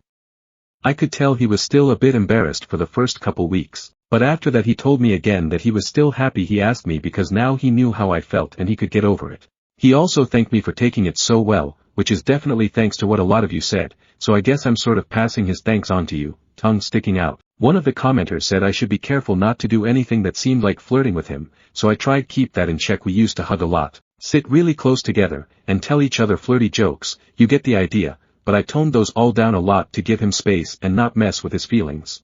I honestly think I see now why he thought I might be into him, because my relationship with him was very affectionate. It's been a lesson for me on how to be more aware of how other people are interpreting my signals. About a month after he asked me out, he asked me if I wanted to go to a gay bar with him. He made it super clear that it wasn't a date, but he did it in a really sarcastic way, which was a little embarrassing for me, but also I think it was good that he could joke about it. So we went to a local gay bar together and we had a really good time. He's a bit introverted, so I played the wingman, and he ended up flirting with this really cute guy and he just seemed really happy. That was like 2 months ago and we've gone to the same bar a couple more times since then. He's been getting a bit more comfortable putting himself out there, which is really cool to see, and he's just been more open and happier for the last 2 months, always smiling and eager to go do stuff. Not sure how it's related, but it's a noticeable change from before he asked me out. I'm doing great too. I'm just really happy that I didn't hurt our relationship and that he's so happy. I also learned some important things from this whole situation about communication and being aware of how I present myself. Important lessons. I actually think I feel more confident now too, since he asked me out. Getting asked out feels good, man. It sounds kind of weird, but I think it made us closer. We've started talking about relationships more, which isn't something we really talked about before. He's gone on a few dates and he tells me about them, and the most recent guy he went out with he was really excited about, and I think he might be headed for his first serious relationship, which is amazing. That's actually what made me think of this post and decide to give you all an update. TLDR, so yeah, our relationship wasn't ruined and I still have my best friend. He's doing really well and I love seeing him so happy. Stories number 14. How do I 28F break up with someone when I'm their 31M everything? We've been together for 10 years. Through it all, I finished my degree, found a good job, became financially stable, and he came along for the ride. He has suffered pitfalls through the years that have definitely hindered his development: mental illness, family issues, job instability, etc. But I've reached a point where I want to move on in life, and he isn't in a place where he can progress with me. I've waited 10 years for him to get his shit together, finish a degree or trade program and just become an adult with me, but in so many ways he is still the 21-year-old I met years ago. I'm tired. I know I want to end things, need to, but he still loves me deeply, and he's told me before that I'm the only good thing in his life. How do I split our lives when he still considers me his world? TLDR, long-term boyfriend still in love and codependent. How do I end things without completely devastating him? Edit. I've been reading all of the comments and have been overwhelmed by the amount of support I've received. Thank you to everyone, especially those of you who have shared personal experiences. This is the most terrifying thing I have done to date, but knowing that it is okay to be the bad guy and how to start the process has given me confidence to move forward. Hopefully I'll have a positive update in the future. Update. Straight to it, I broke up with him a day after I made my original post a few months ago. I was emboldened by the support and, strangely enough, even some of the negative comments. I came home from work and blurted it out, straight and to the point. I told him that I wasn't happy, I hadn't been for a while, and that we would be separating. We agreed that he could stay in the extra bedroom for a few months while we got everything sorted, but when the lease was up we would be going our separate ways. The last few months have been hard. He went into full-blown panic mode, promised to change in the ways I had waited years for, and had several actual meltdowns begging me to stay. It was painful, but my resolve to live my own life never wavered. I just signed a new lease by myself and have begun to casually date someone in the same field as me. Life has an excitement to it that I haven't felt in years. It's like I've taken my first deep breath in a long time. So, if you're on the fence about leaving someone but your lives are so enmeshed that you don't see how it is possible, put yourself first. There is always a way out. Thank you. TLDR, I broke up with my codependent boyfriend and am the happiest I have been in years. Stories number 15. My boyfriend 25M had a crush on a girl 25F. Girl moved away, boyfriend and I started dating, girl is moving back, I'm nervous and insecure. My boyfriend of 2 years, Harry, is really close friends with this girl, Rena. Okay, so, Harry is a catch. Good looking, smart, funny, really sweet, outgoing, all of that. Rena is the exact same. They both are loved by honestly everyone they meet. Harry used to say Rena was basically the female version of me. I was friends with Harry before we started dating and knew of Rena but never talked to her. Harry made it really obvious he liked Rena. He said that he was basically just waiting for her to say yes to him so they could date. He would go on and on about how pretty, smart, funny, interesting, etc. she is. Rena rejected him but always jokingly and made it seem like one day we'll be together, but not now. Even their families wanted them together but Rena wasn't interested because she thought Harry was too good of a friend to risk losing in case the relationship went bad. We all lived in the area and 2 years ago, Rena moved from our area to the other side of the country for work. She had a going-away party that I was invited to. The whole time, Rena and Harry were attached at the hip and acted like a couple even though they weren't. Then Rena moved across country. Me and Harry didn't become a couple until a few months after Rena left. We started talking and had a ton in common, so we started dating. We've been together for about 1.5 years and things are really good with us. Monday I was at Harry's place when he told me that Rena just called him and said she's coming back home soon and wanted to meet up with him. My heart dropped. He seemed excited to see her again and said he missed her. I've been feeling honest to God anxiety for the past few days. Harry had the biggest crush on this girl and she's prettier, smarter, more funny, more interesting, etc. than me. When she comes back, what if she decides she wants Harry for herself? How would Harry react if I said I didn't want them being friends anymore? I can tell certain people in our group are interested to see what happens when Rena comes back because everyone knows their history. They kept in touch while she was gone, but Harry's been a really good boyfriend and treated me well so I thought it was fine. I feel really nervous right now and don't know how to handle things. TLDR, boyfriend had a huge crush on a girl before we started dating. Girl moved away. We started dating. Girl is coming back. Feeling sick to my stomach, nervous. He ended up breaking up with me about a month after she came back and got back with her. It's been 2 years since this all happened and I heard through the grapevine they got engaged last weekend. I've moved on and it's alright, but my heart breaks when I think of how insecure and self-conscious I felt when all this went down. I know I'll eventually find a guy who I won't have any worries about, until then I'm chilling. Stories number 16. Me 32F with my husband 39M 6 years, our sex life disappeared. He swears he's attracted to me and I'm not sure what to believe or do. Before I got into this, I want to stress that I know something is definitely wrong with my relationship. I just have no idea how to approach it or what to do at this point. My husband and I started dating 6 years ago and we were married for the last 3 years. We had a very active sex life when we were first dating. We'd have some weekends where we were basically living the bed 3x a day. About 1.5 years into the relationship, he asked to move in together and we got engaged shortly after. Once we were engaged, our sex life screeched to an immediate halt. I kept bringing it up, and he would say he thinks it's because we both moved from drafty houses to a high-end apartment that we'd be snuggled all the time for warmth, which would lead to sexy times. But I also noticed if I tried to sext or make flirty comments, he'd change the subject pretty quickly. I chalked things up to wedding nerves, and we got married. We had a 3-week honeymoon in the Caribbean where we did nothing but lounge around with each other pretty much. Even though I tried to initiate a few times, we didn't have sex at all on our honeymoon. When we got back, I threw on some sexy lingerie and tried to surprise him when he came home. He burst out laughing.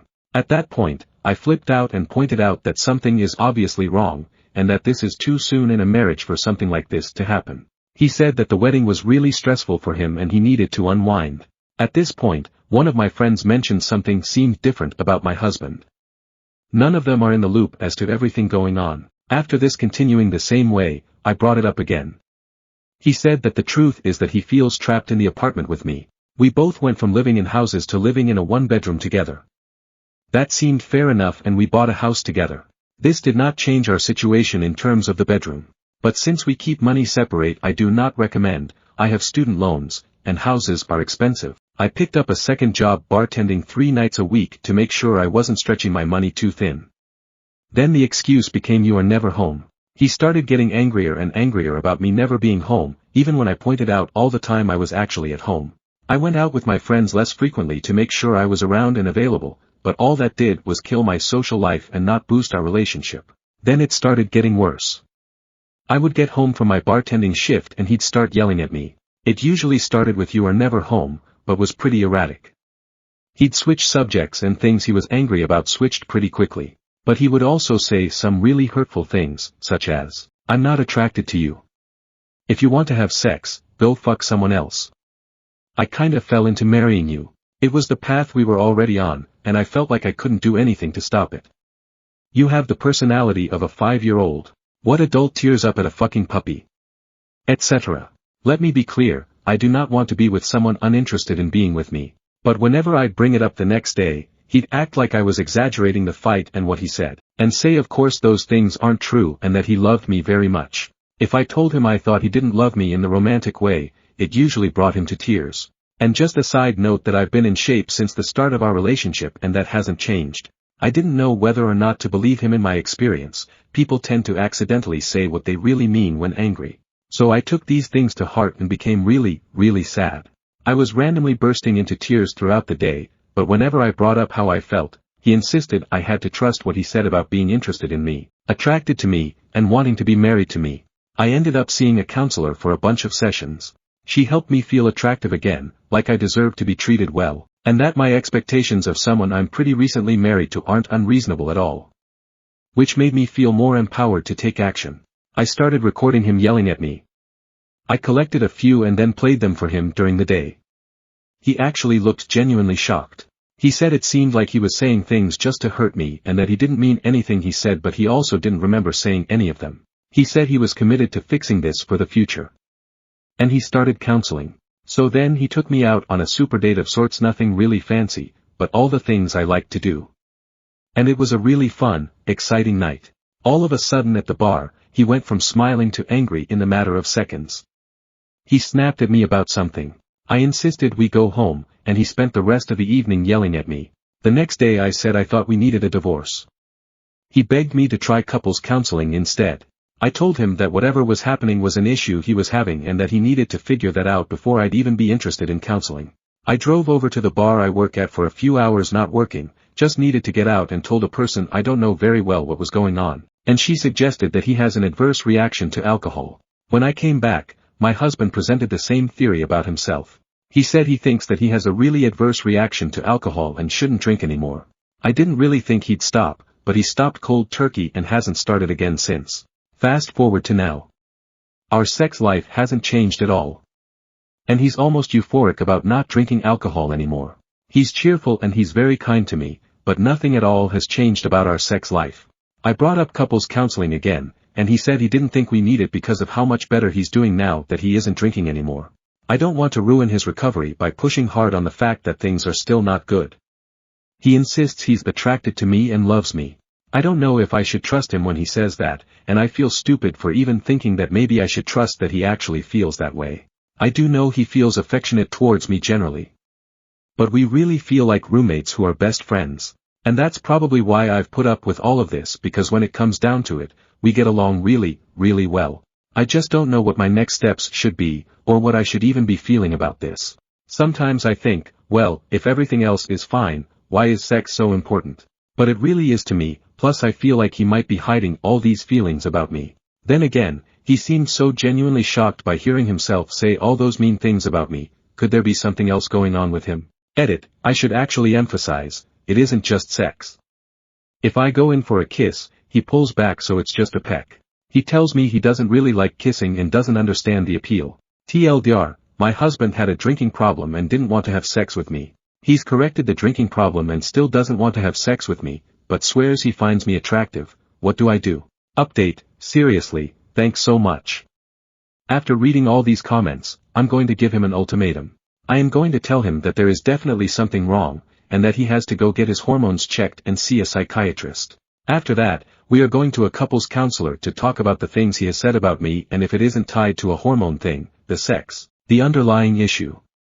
And then we explore either moving forward or divorce. If he is unwilling to do that, we start the divorce process. I know my original post is so old, but the biggest update only recently happened. My therapist suggested I post about it here to help sort out how I feel right now and also as a warning to other people. I feel like I have grown so much in the last few years, and maybe I'm a bit less naive or a bit more bitter, however you'd like to put it. Through interacting with the comments, I came up with an ultimatum I would give my husband. He needed to get his medical stuff tested. He sees someone psychologically. Couples counseling. I decided ahead of time that he'd have to do the legwork for this already. I had already done so much legwork for this relationship, and I wanted to make sure I didn't hold his hand through this either. He took it surprisingly well for what the conversation was. There were tears on both sides, but he agreed that yes, he would be willing to do these things for the sake of the relationship. And then days passed. And a week passed. I finally brought it up again and it caused a minor fight where he told me he needed to do this sort of stuff on his own time. A few more weeks passed. I realized that he did not care enough to do something about this. It was a hard thing to realize, but it was clear as day. I headed over a friend's house to talk things out, clear my head, and come up with a plan for divorce. I drove home and a few minutes before I arrived, he got a phone call that his sister was in a coma and dying. I booked him tickets to go see her. She passed away a few hours after he saw her. She left behind 2 late teenage girls, who we were now partially responsible for. So I pushed my pain down and decided to be the best dad I can to these 2 girls. I also got myself a dog, best decision ever in this situation, to keep my own spirits up. I worked really hard at this and felt like my husband and I were getting closer in the process. More recently, I started realizing that everything we were doing for the girls was initiated through me, not him. So I started paying more attention. He was getting annoyed at me making a big deal over surprise care packages their school suggested we send in and other things like that. I was starting to resent that he wasn't caring for his nieces in the same way as I was. On the youngest niece's graduation day, I asked him if he thought the other parents there would be getting flowers for the graduates and if that's something we should do. This is when he totally lost it at me. It was a string that started with him yelling about how I get too concerned about these sorts of things and ended with a rant about how I buy too many crackers when company comes over for dinner. This started changing the lens I was looking at him through again. Also, at this point, I felt like my nieces had launched into the world with lives of their own. I started re-seeing the eye rolls when I talked. The cutting remarks about my intelligence. Oh, and the utter lack of sex. So I started talking to people. I started seeing a therapist. And together, we all came up with a plan to discuss everything, with him probably ending in divorce, though I never took that as a definite. I decided we had a different view of what a relationship and marriage should be. My plan was to present that to him calmly and let him give his opinion of how he sees things. I had a work trip, so I took the time to recoup. I went on a long hike, and even though I'm not really religious, I prayed the whole damn time about this. So when I got home, in the calmest and most even way I could, I explained the situation as I saw it and asked for his feedback. My friends and I rehearsed what would happen if he cried and begged for a chance to change, or what to do, or rather, where to go if he got really angry. But nothing prepared me for his reaction. He agreed with me. He said that everything felt forced to him and that this wasn't a natural relationship. That he married me because that was the path he was on, and since he wasn't planning on having kids, it's not like that mattered all that much. In fact, he prefers being alone generally. He then finished by asking if I thought we should get couples counseling. I calmly said that given what he just said, I didn't think that was an option. He immediately started trying to talk next steps, who gets what, etc. He brought up that he could probably technically fight for alimony but that he wouldn't. And said he wouldn't fight for my dog if I don't fight to go after his separate finances. I think this was the most painful in the moment reaction I could have had from him. I told him I would give him some space that night, so I drove to my friend's house and cried my eyes out. Him not fighting it is ultimately better for the long run. But it's really hard to realize that your husband of 5 years and partner for 8 never really loved or cared for you. I should have listened to my gut all along. We had that talk last night. I'm currently sitting in a coffee shop, typing this all out. I'm a relatively attractive person and I channeled my frustrations over the last few years into lifting and working out almost every day. So I'm hopeful when it comes to love in the future. I don't really know what my next step is. I might drive to my brother's. I might look for a storage facility. It's a bit overwhelming to think about. Overall, I'm so grateful this is happening now and that I won't be looking back at my life when I'm 85 years old, disappointed that it never really started. I have my life in front of me and it's a big scary place. But after I finish crying my eyes out, it's one step in front of the other. And thank you everyone for all your help. TLDR, put off divorce due to spouse's sister dying, and despite everything we worked on together, found out he never really loved me. Stories number 17. Recently found out that I 17M got into my brother's 19M former dream university which he did not get accepted to last year, feeling guilty about really wanting to go now. My brother, Mike 19, for a long time had a dream university that he wanted to go to. I'm not quite sure when or why he settled on this choice, but from about the time he was a freshman he was working to get into this particular school. Unfortunately, he didn't get into the school, and he was really upset about it. He spent the better part of a month miserable, but he snapped out of it eventually. Mike went to his second choice university which this year was ranked higher than his first choice, and got particular recognition for the program that he's in. He had a really good year, he loved it, made a ton of friends, and got really good grades too. This year I was applying to universities and I applied to Mike's old top choice. One of my teachers who has actually never met Mike recommended it and really encouraged me to apply. I was hesitant at first because it was Mike's school, but he's also a lot smarter than I am, so I figured if he couldn't get in then I wouldn't either, although I applied for a totally different program from him. I didn't tell Mike or parents or anyone but my teacher really that I was applying. I recently found out I got in. At first I was happy. I mean, it's by far the best university I got into, and all those years of Mike talking it up made me like it as well, I guess. But now I'm feeling guilty, I guess, for applying. It's like I'm stealing his dream or something, I don't know. I haven't told anyone I got in yet. I wanted to talk to Mike first about it. But my dad had to go away for work and he had a layover at the closest airport to the university, and Mike made this joke about the city being the town which must not be named and said he would have taken the other route, which had a layover 3 times as long in another airport just to avoid being in that city. So he obviously still has feelings about it. Normally I speak to my brother first about everything, he's the one I go to for advice, but I can't do that now. I do really like the university and I want to go, and I have to make that decision like ASAP to sort out housing and everything, but I'm worried that my going might affect my relationship with my brother. I don't want it to seem like I'm stealing his dream or whatever. How should I approach him about this? Should I just tell my parents first? TLDR, older brother had a dream university that he's always wanted to go to, and last year he didn't get accepted into it and was very upset. This year I secretly applied after being encouraged from a teacher, and to my surprise I got in. I want to go, but I'm not sure how to tell my brother this. Update. On Saturday I was able to speak to my brother and tell him that I got into the university. He was really happy for me, like a lot of people said he would be. When I told him I got in, he gave me a huge hug and was really excited. It was such a huge relief. He asked me if it was my top choice, since he didn't know I had applied. I told him it was, and he said that we have to celebrate then. He told me I didn't seem excited enough and I should be really proud of myself, and he asked if it was the shock of just finding out. When I told him I found out a few days ago and he was the only one that knew, he asked me what's going on, because I wasn't reacting to the great news like it was great news. I admitted that I worried about telling him because I didn't want him to be mad. We talked about it and he basically said what everyone in the comments said, that he's proud of me and happy for me. I mentioned that I got into a different program than his and my requirements were lower, and he told me to not downplay my success and to stop worrying about him being mad because he wasn't. He told me that when I told out parents he wanted me to be more confident and proud of myself, because I did something great. Yesterday while we were hanging out at his buddy's house he told me I should tell them the news. When I didn't want to because I hate talking about myself, he asked if could tell them, which I told him was okay.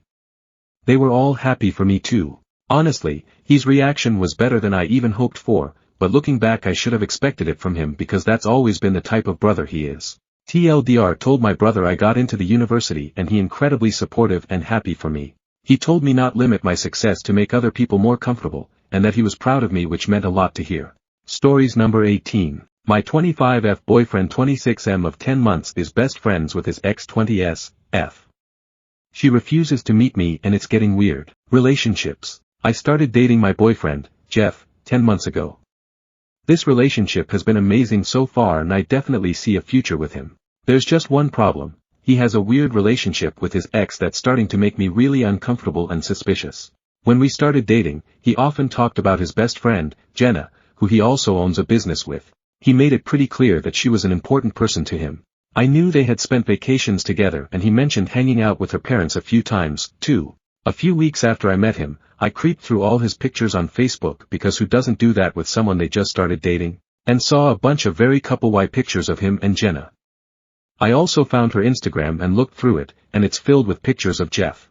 A bunch of them had the hashtag relationship goals and other similar things. So in this way, I figured out that they had dated. I kept waiting for him to tell me that himself, but he never did. About 2 months after we started dating, I straight up asked him if he had dated her, and he admitted it. He said that they had met in school and had similar ideals and ambitions. They dated for 9 months and broke up a year and a half ago. I asked him why they'd broken up, and he said their relationship was awful and they worked much better as friends. They started their business after they broke up and things have, apparently, been going well between them since then. I started to get kind of suspicious about her, though, when time passed and I still hadn't met her. I met his friends and family pretty soon after we started dating, but I didn't meet Jenna. I went to numerous social events that I'd expect her to be at, but she was never there. There were a number of occasions when our paths almost crossed and I really thought I was going to meet her, but I never did. For example, I went to their office a few times to meet Jeff after work, and Jenna was already gone. Or sometimes I'd come to meet him and he'd come outside to meet me so I wouldn't have to go inside. Things started to get really weird about 3 months ago. Jeff and Jenna were having an open house night one evening. Jeff came over to my place after work and we had a few hours to kill before it was time to go, so we went out for dinner and then walked to the office. I was kind of expecting that I'd come in and help them set up, but when we were a block away, he started asking me if I had lots of work to do and saying there was a really nice coffee shop nearby. He actually walked me to the coffee shop and sat me down, then left to go get ready with Jenna. He told me to come to the office in an hour and a half. About half an hour before I left for the office, I texted Jeff and said I hoped everything was going well and asked if there was anything I could do. He replied and said, "Something's come up for Jenna and she can't be here tonight." I was getting really suspicious at this point. I went to the office half an hour later and sure enough, Jenna wasn't there. People kept asking about her all night and Jeff told them she'd had a family emergency. When we walked back to the car later that night, he told me what happened. While he and Jenna were getting ready, she had had a panic attack and said she was scared to meet me. She said she wouldn't be able to handle it and either had to leave, or he had to tell me not to come. He told her to leave, so she did. Since then, a couple more weird things have happened, and I still haven't met Jenna. Once, when I was hanging out with Jeff, we went to the office so he could grab something. When we were almost there, he looked at his phone and said, "Jenna's still there. Let's just go for a walk." So we walked around the block for half an hour and then came back when she was gone. After that happened, I told Jeff I felt really uncomfortable with the situation. I could respect that they were friends who had dated, but the way she was acting about me was very suspicious. He apologized and said he had actually been really mad at her, but wasn't sure what to do. He also told me a couple other weird stories about things she'd done. He went to a party a few weeks ago I didn't go and his phone had died that night. When he got home and charged his phone, it was full of texts from Jenna saying she was outside in her car and asking if I was there or not. She actually never even ended up going to the party, simply because she didn't know if I was there or not. Now here's the kicker, Jeff and Jenna are currently on a 2-week-long camping trip.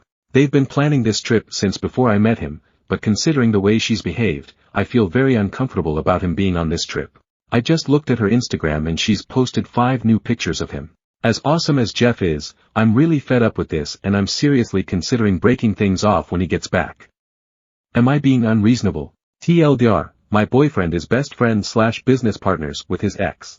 She has done a number of weird things to avoid meeting me and I'm so sick of it that I'm considering breaking up with him. Update. I wrote my previous post over a year ago, and a lot has happened since then. I wanted to give everyone an update, since the advice on this sub was really helpful at the time. For a few months after I wrote my OP, nothing much happened. Jeff and I continued dating, and he continued being partners with Jenna. I never met her, but everything else in our relationship seemed to be going so well that I decided I'd try to deal with it.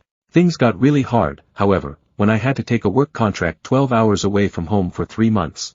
I hardly saw Jeff the whole time, and I looked at Jenna's Instagram almost every day to see if she'd posted more photos of them together. More often than not, she had. Since I wasn't physically present, I felt like Jenna was his real girlfriend.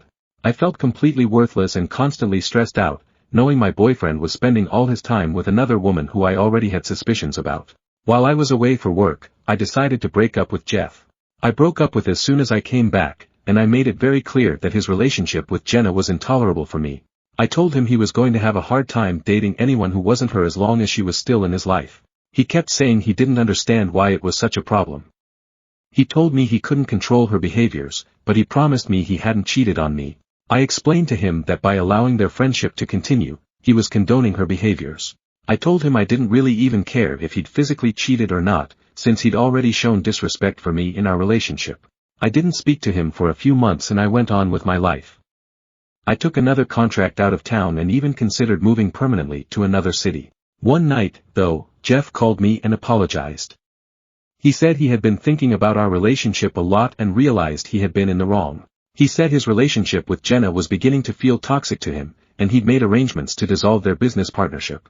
After that, I decided to meet up with him, not necessarily give him another chance, and discuss the situation further. When we met up, he promised to stop talking to Jenna and unfollowed her on all social media. As of now, he has not spoken to her in 6 months, and we've gotten back together. We actually ran into her at a concert a few weeks ago, and they didn't even say hi to each other. I feel much more respected and confident in my relationship now. TLDR, I broke up with my boyfriend. He ended his friendship/partnership with his ex and we have gotten back together. Stories number 19. My 24 boyfriend 25 of 3.5 years hasn't proposed and I'm starting to worry. I just want that promise. TLDR, my boyfriend of 3.5 years has not proposed yet and I'm starting to worry.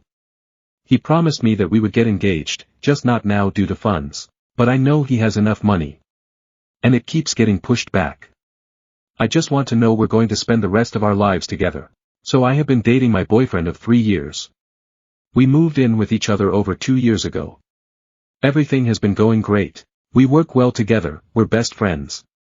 We've built each other into better people. He told me after 1 month of dating that he wanted to introduce me to his parents. This was a big deal because he's never introduced a girlfriend to his family. Now I'm close with his family as well. I love his family and they love me. My boyfriend said he knew we had a future from the first day we met. So here comes the part that upsets me. My boyfriend and I have talked about marriage for years. We both agree we want to marry each other. But he still hasn't proposed. I brought up the issue and he said that we should get married when I graduate college. But I want to at least be engaged. I feel like being engaged is a promise to get married. So it hurts when I see friends and couples getting married and engaged after not dating for very long. I know it shouldn't have make me jealous, but it does. I just want that promise. I brought up my views on engagement, that we're not getting married this instance, but that I want that promise. He told me he promised we'd get married, but financially it's not a good idea at the moment. My boyfriend has already graduated and has had his career with a pretty decent salary for over a year. He said he couldn't afford a ring now. I've been talking to him for months about this and he brings up the money issue. But I'm pretty sure he can afford a ring. He knows I like simple jewelry. My boyfriend however does pay most bills and our rent for our apartment. I contribute little because I am a full-time student with a part-time job. I'm just so in love with him and I know he feels the same. He always showers me with love, little gifts like candy, takes care of me and contributes so much to the relationship. He said that I don't need a ring right at the moment to know we'd be together forever. He knows I'm jealous of seeing ally friends get married and engaged and he doesn't like that. He tells me not to compare our relationship with others. He says that he knows us and he knows we'll get married. Am I being ridiculous for wanting a ring to absolutely know he's 100% committed to me and to get married? It just feels like there's no right time to him. I graduate this coming summer. I want kids and I want my kids to have grandparents. I never met my grandparents because my parents had me so late. I want so very much for my mom and dad to be grandparents. Since my parents are getting older I feel like they may never have the chance to meet my kids. I'm also scared that I'll have difficulties having kids like my mom. I'm even more afraid because I had cervical cancer. My GYN told me after my surgery that I have a high risk of having a premature baby. This all goes deeper than just me being jealous of friends. And I know I shouldn't revolve me having kids around my parents but I want to. I am turning 25 this year. I know that's still young, but my parents are getting up there. I want them to see my wedding. I want to share that experience too. I also just want that tangible promise of a ring. I've gotten hit on by guys and when I explain I have a boyfriend they simply brush it off. But when I see my friends with an engagement ring, people don't bother. And I was even told that since we're just boyfriend and girlfriend doesn't mean much. To me it means a lot and that's what my boyfriend keeps telling me. But there's that lingering feeling of, really? Are you promising your life with me? I'm not sure how to brush off the feeling of why we're not getting engaged. We don't have to get married now, I just don't see why we can't be engaged. Update. I wanted to give an update on this post I wrote about 2 years ago. I got some great advice, I got a lot of tough love advice and some terrible advice. I know he was already committed by all of his actions and that I really needed to focus on college first before having to plan a wedding. Well, it turned out my boyfriend at the time had been planning on proposing to me for a long time. He wanted to wait until I graduated college. A little after I graduated college, he took me on a hike. I knew this was a special hike because it was the same place we went for one of our earlier dates. The first time we went on that date was magical. I always teased him that he never kissed me on the date. There was this perfect moment he was holding me in front of a beautiful picturesque lake as we were just enjoying each other's company in an embrace. I thought he was going to kiss me but he didn't. I later kissed him first but always teased him that he didn't kiss me in that moment we had. He confessed he wasn't sure if I wanted to be kissed. He said he wanted to kiss me more than anything. Well, he took me back on the hike 4 years later, and when we got to that lake, he told me this is when he knew he was first in love with me. Then he got on one knee and proposed to me. I just kissed him and even forgot to say yes. So he asked, "Are you going to marry me or not?" And I said of course. We got married about a year later and we just celebrated our 1-year anniversary in October. I've never been happier and I'm so excited to continue our life together. Thank you for reading. Edit. Grammar on TLDR. Edit. Wow. I did not expect this post to blow up like it did. Thank you all for the incredibly kind words. I'm sorry I can't respond to everyone but thank you. I'm glad I could brighten so many people's day.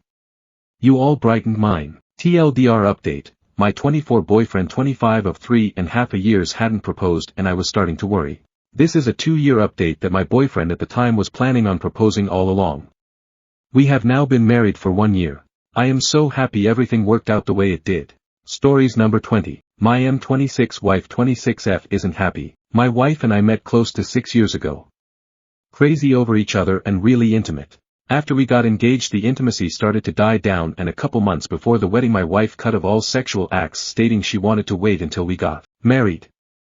After getting married that didn't change. She stated she just didn't have the hormones she had when we were young and crazy and her sexual drive just wasn't there.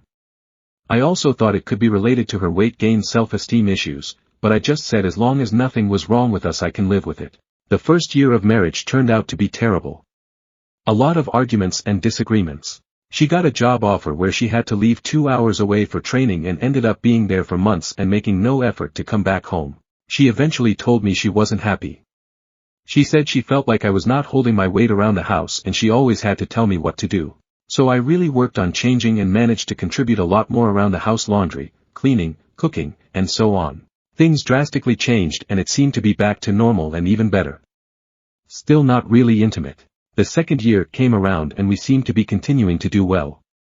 We got involved in activities together and didn't really fight much at all. The only problem was she wanted to move. She had a lot of bad memories from the area she grew up in and wanted to get away from there. So we agreed to move and she wanted to move back to my hometown. So we did. We ended up moving in with my parents for a couple months to save up and look for a house.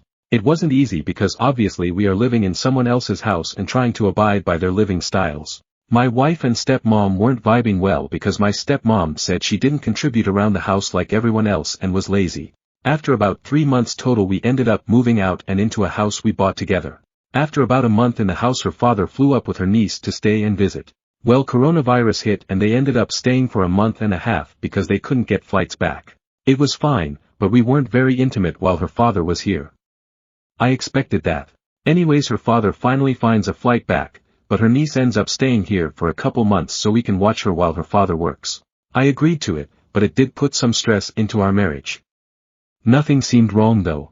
We still weren't fighting and just seemed like we were working through things together.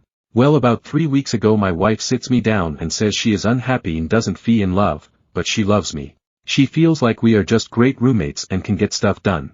She doesn't like that we aren't intimate and she feels like we just don't have a romantic connection.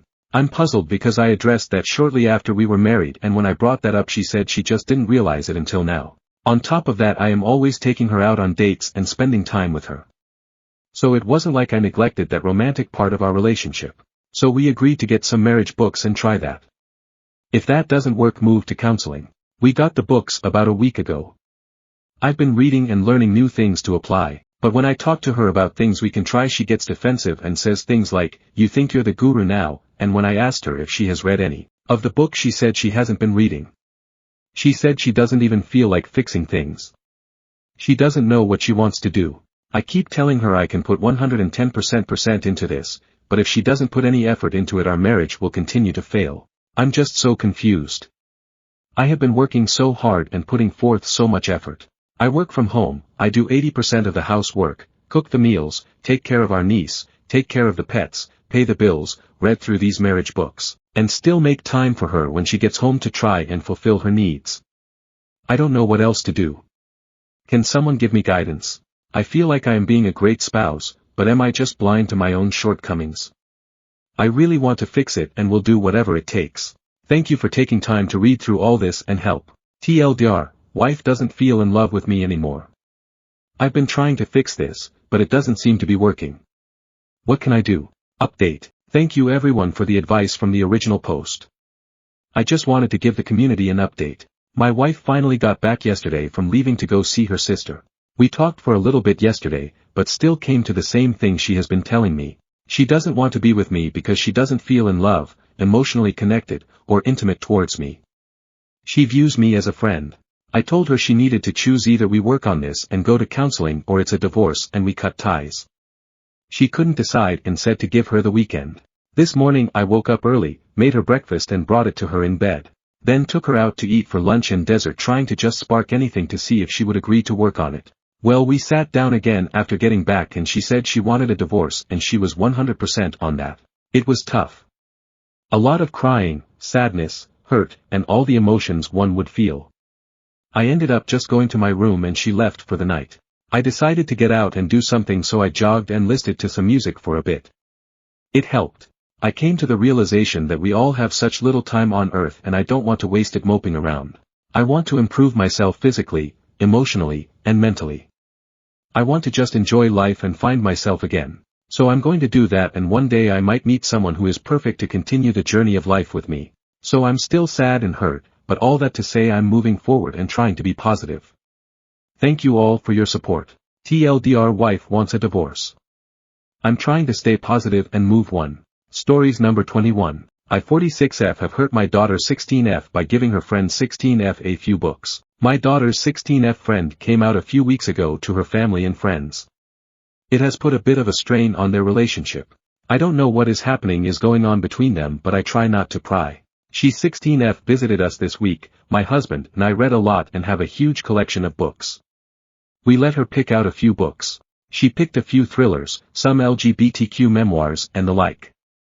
She was happy about it. She posted about it on Instagram. My daughter saw it. She is angry with us for picking her friend's side and that she wanted to read those books. Which is surprising, as she is not a person who reads a ton of books. Something is really bothering her and she is lashing out. I feel a bit guilty, as it is clear something is going on between them, and I feel like this act hurt our daughter even though it was meant to show support to her friend. My daughter is constantly making snide remarks about us preferring her friend over her. My husband is just ignoring it and wants us to ignore it too and let her deal with this issue on her own, while I have been trying to talk to her about it. TLDR, gave a few books to my daughter's friend to show support, but my daughter has taken it as choosing her friend's side in an issue. Update. I found the perspectives and guidance I received really helpful. I decided to just spend some time with her. She loves to bake and we baked together and we had some movie nights. Her comments melted away and she became happier. We were baking yesterday when she came out to me. I didn't make a big deal out of it, as I felt she didn't want me to. I just told her I loved her before continuing to bake as if nothing happened.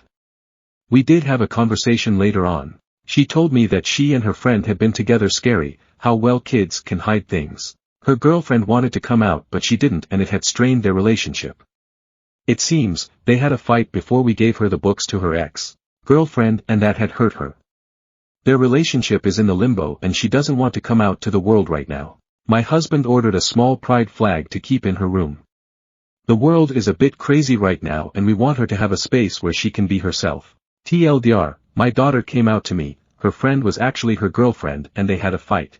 Stories number 22. I 26F opened my husband's 32M Snapchat and it was a very explicit picture and caption from a girl. He's sitting not 20 feet from me. I don't know how to handle this. Well, title kind of says it all. Throwaway, because my husband is active on Reddit. He's probably on it now. Here goes. I've been with my husband for 5 years, married for 1.5. I've never once doubted his fidelity. He's great. Super smart, funny, handsome, and, I thought, loyal. He's never given me reason to doubt him or be suspicious. I thought it was kind of odd when he downloaded Snapchat. He's not big on social media. I have one, but I'm not very active. We rarely snap each other. He said his friends were really active and he liked it better than Facebook, so. As I said, I've never had any reason not to trust him. So I thought nothing of it. This morning, my husband was in the shower and left his phone on my nightstand. I was half asleep when his phone started chirping and woke me up. We both have the same phone and ringtone for text messages. Not knowing that he had put his phone on my nightstand for whatever reason, I thought it was my phone in my half-asleep state. Despite his black phone case, mine is green. I didn't even notice, and I looked at who had texted. It said Mom. Okay, my mom texted me. I can ignore that until I'm actually awake. But under that was a Snapchat notification. A snap from someone named Roxy. I was like, who the F is Roxy and why is she Snapchatting me? I opened it and bam, it's a picture of a pussy. And not the meowing kind with 4 legs and a tail. The caption said, I want your tongue inside me again, now. I immediately thought it was a mistake. But I was alert now after being awoken by a vulva. I pretty quickly realized that this was my husband's phone. I felt like I was going to crap the bed and started to sweat. I looked at his contacts on Snapchat and she has a yellow heart next to her name. I looked up WTF that means, and it means they are best friends. WTF. I feel like I'm going to be sick. I didn't do any other snooping because honestly, I know what I'll find. I just don't understand how he could do this. We're happy. I thought we were happy. We have sex at least 4 times a week. Here's the real kicker, Reddit. I'm almost 12 weeks pregnant with our first child. He's sitting in the recliner about 20 feet from me and I just can't find the words to confront him.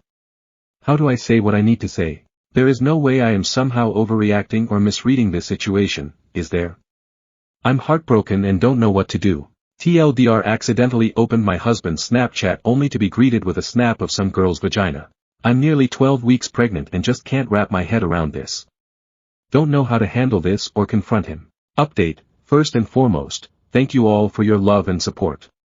I feel it from here. Honestly, thank you, it's amazing to me that strangers care so much about my baby me. Love back to all of you. So, husband knows something is up. I don't know if he saw that I opened a Snapchat from Roxy and is afraid of what I saw and afraid to bring it up, or if he's clueless and can just tell I'm upset about something. He's been asking me if I'm okay or if something is wrong about every hour. I told him my sister was having a hard time today. Ironically, she just broke up with her boyfriend. Why? He cheated. And I was going to go over to her place for dinner. I live in Pacific time zone and to spend the night with her. I'm here now. My sister is 20 and a whiz at the social media thing. She stalked his Facebook to see if this Roxy person popped up anywhere. She looked through his friends. Bingo, we found her. Well, at least pretty sure. I didn't see her face in the Snapchat. The screen was too full of her crotch. She's Facebook friends with my husband's good friend. She is listed as a receptionist at my husband's friend's law firm. My husband works a couple blocks from the law firm and he stops by often to grab lunch with his friend. That would explain how they met. Still formulating a plan on confrontation, trying to get as much information as possible first. My sister wants to burn his life to the ground, and honestly I do too, but I'm going to address this in the most adult way possible so that I can walk away from him with my head held high and be a deserving role model to my baby girl. Not sure it's a girl, just a feeling. Good news. My uncle is a lawyer. Most of what he deals with are divorces. I've already contacted him and asked if we could discuss some potential legal issues, didn't specify what yet. Feels like something I should do in person during our meeting. I told him it was urgent. We are meeting tomorrow morning. I will try to update as much as I can, and from the bottom of my heart, thank you all again, internet strangers. Update, hey everyone, so because this was a throwaway account, I never linked my email. I am unable to post an update because the link to approve it requires me to re-sign in. So, I created another throwaway account to be able to send an update. The username for my new throwaway account is ThisGirlIsInAWire121, just so you know the update is real and not someone else. Update. Again, I am overwhelmed by the support and love I've received from everyone. It feels great to be comforted and cheered on by you all. Thank you so much. So, husband cheated. He has been since maybe 2 weeks before last Christmas, according to him. I was very calm when confronting him and took the advice many of you gave me by telling him that he needs to explain to me who Roxy is and why she is his best friend on Snapchat. His face gave him away immediately, but he still tried to lie to me at first. He said that she works with his friend and they met when his friend invited her out to lunch with the two of them. At first, he claimed he only met her about 2 months ago. He said that they're best friends because he doesn't receive many Snapchats from others and she is extremely active on the app. He said she just sends randoms and is really into fitness, so she sends a lot of inspirational snaps on being healthy and living a better life. He said that every once in a while, he'll send her something back, like a picture of a cheeseburger or something just to tease her about her level of health consciousness. First, I asked why he didn't just tell me about her. He said he didn't even think about it because she's just an acquaintance, not even a friend. Then I asked if he'd ever received anything even remotely inappropriate from her. He answered with, "Not on purpose." I'm assuming he went with that because he knew I opened that Snapchat and he probably knew it was a bad one. I asked what not on purpose means. He got very defensive. Started raising his voice and saying he doesn't need to explain what that means, that sometimes people accidentally send the wrong Snapchats to the wrong people. Then he had the nerve to say something along the lines of, "I feel like I'm on trial here. People warned me that you'd get crazy when you're pregnant, but I never thought it'd be this bad." Now, as some of you mentioned in my last post, it seems amazing that I'm able to keep such a level head. That is because I was raised by a mother who always told me that you never accomplish anything with anger. That you can be emotional, passionate, upset, etc., without ever raising your voice. Messages received quietly and concisely are just as loud and clear as messages received through yelling and screaming. That is how I have lived my life for 26 years, with the exception of just a few blow-ups. I am human. This moment was an exception. I didn't exactly yell and scream, but I became furious. For him to try to blame this on me being pregnant, how unoriginal and offensive.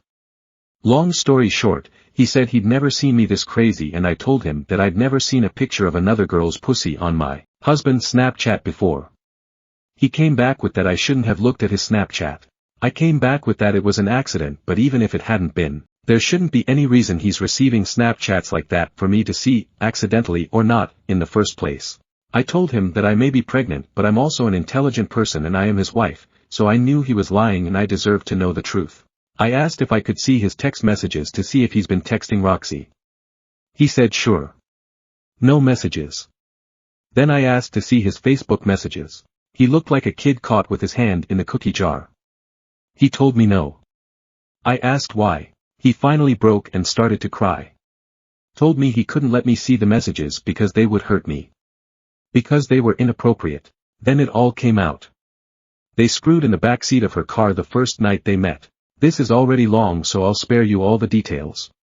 But it's been an ongoing affair for months. No, they did not always use protection. Although I was recently screened for STIs, I'll be getting checked again in light of this information. My uncle already assured me that if he was unfaithful, we would cream him in court. Really the only thing I'm willing to fight him tooth nail for is our home. I put a lot of effort and money into making this home my dream space. I won't be seeking spousal support but I will seek child support. I'm obviously heartbroken and told him to go stay in a hotel or with Roxy. For all I cared I confronted him last night. My mom's sister stayed with me last night and let me sob all over them for hours. Right now I'm sort of numb but I'm also thinking very clearly.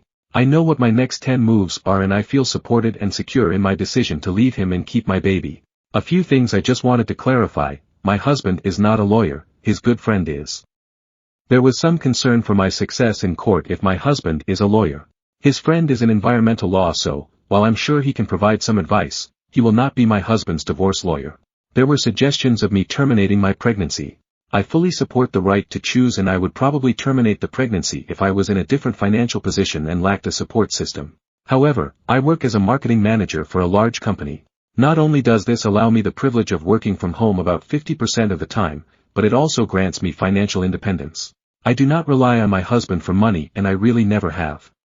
He works in tech, so, while he makes a good salary, I will have no need for spousal support. I have a phenomenal support system. This baby will be loved so dearly by so many. Yes, I will have to deal with my husband for the rest of my life if I have this child and it will make future relationships for me more difficult. But it is worth it. I've wanted this baby since day one and I am her mother, which means that I am strong enough to raise her alone because I have to be strong enough. Here's to hoping for a speedy divorce. I'm ready to be done with this marriage. Which is crazy because just a few days ago I thought my life was as close to perfect as you could get. TLDR husband admitted to an affair. I will be proceeding with a divorce and will keep our baby. I'm numb but calm and feeling good about my decisions and how I handled the situation. I know there is a long road ahead of me and this will all probably really hit me soon. When it does, I'll mourn and grieve the end of what I had thought was a happy union. Right now I'm in self-preservation mode and much more focused on how to come out of this in the best position possible.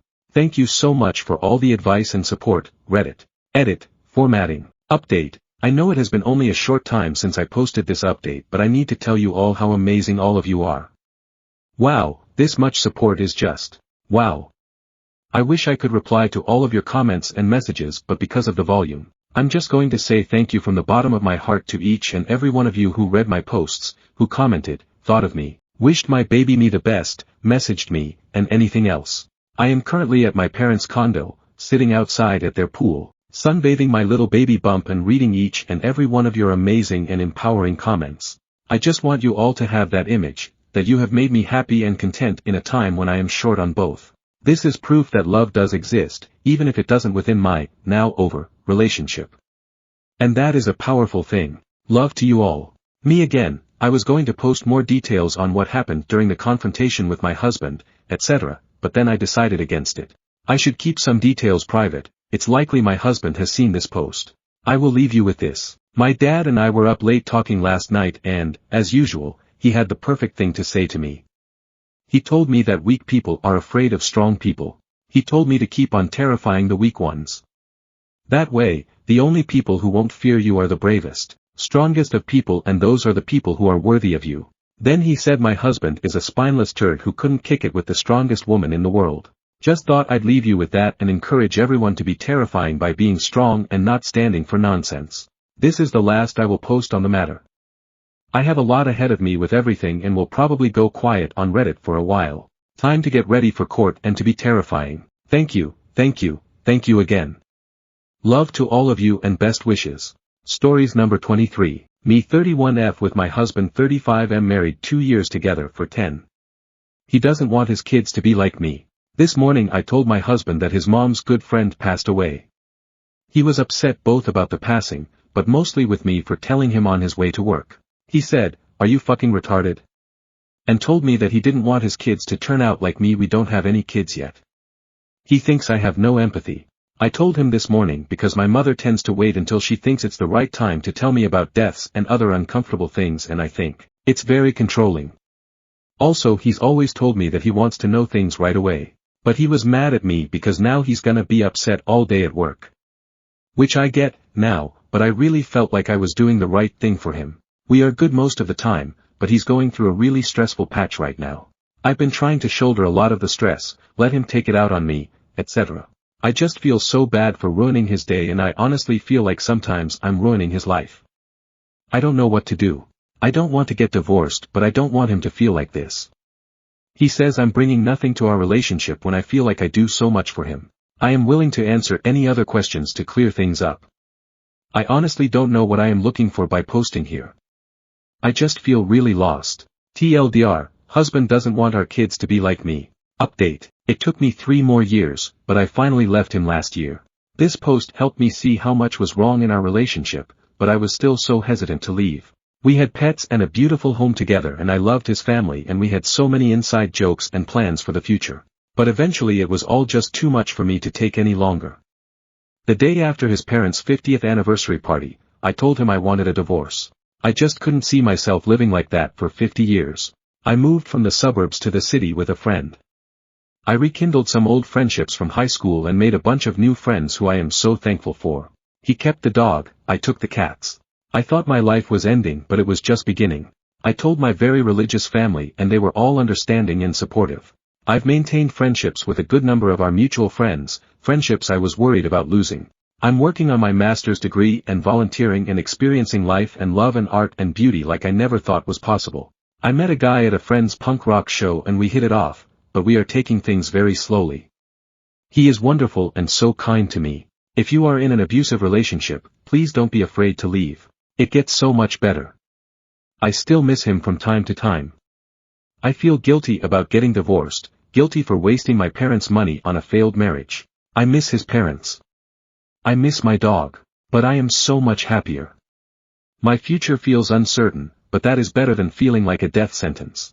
Thank you so much to everyone who offered advice and sympathized and even had harsh words for me deciding to stay. TLDR, left my abusive husband. Life is much better. Edit. For those saying it didn't sound that bad or abusive, you should know it got worse. It did escalate to physical abuse, us sleeping separately / no intimacy for a year. If you think you are too old or too much trouble or have too much baggage or are too much anything, please believe that it is possible to find love again. Both loving yourself and having someone else love you. Stories number 24. I 30F want to discuss moving in with boyfriend 34M, but we have a significant difference in income. My title is pretty much my TLDR. My boyfriend and I have been together 9 months. The lease on my apartment is up in July when we'll have been together for a year. We currently spend about 5 nights out of the week together, but we have both hinted around the possibility of us moving in together, so I'm pretty sure he's on board. Where it's only 3 months off now, I'd like to look at broaching the conversation. I rent an apartment and he owns a condo, so I'd be moving into his place, which is fine as we spend most of our time there anyway. So what's the issue? There's a pretty significant gap in our income. We've not had a sit-down discussion as of yet to go over what I make versus what he makes, but I'd estimate he makes around 3x what I do and lives very comfortably. He's not rich by any stretch but pretty solidly middle class. On my side, as of right now, and I've done the math, my bills eat about 90% of my income. I have pretty much nothing in savings. I don't even have internet at my apartment because I can't afford the extra bill. I am pretty firmly in lower class standing. I know I can afford to cover my bills, but that's about it. This makes it pretty awkward to broach the topic of moving into his place on my end, where realistically speaking I likely won't be able to do a 50-50 split. He keeps his condo warmer than I keep my apartment, so the electric bill will be higher than what I pay. He has internet/TV, which would be an additional expense. I'd have to rent a parking space, plus condo fees, plus rent. And I'd still need to make my car payment. My car is necessary for my job, insurance payments, student loan payments, phone bill, etc. Not to mention that if I was to give up my space, I'd want to reduce the percentage of my income spent in bills so I can start building my savings and pay off debts, like my student loan, more quickly.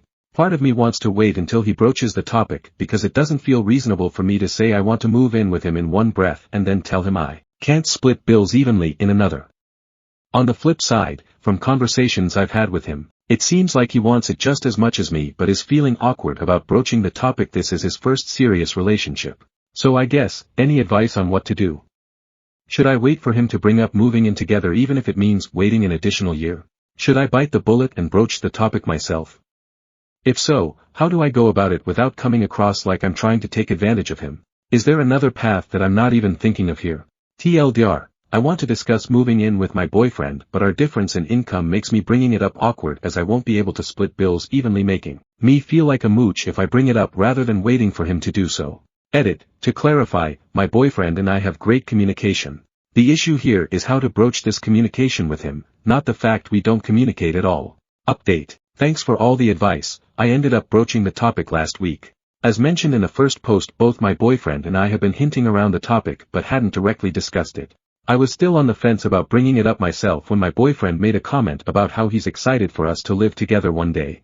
I just responded with, well, did you want to? My lease is up in July. And he said that he did.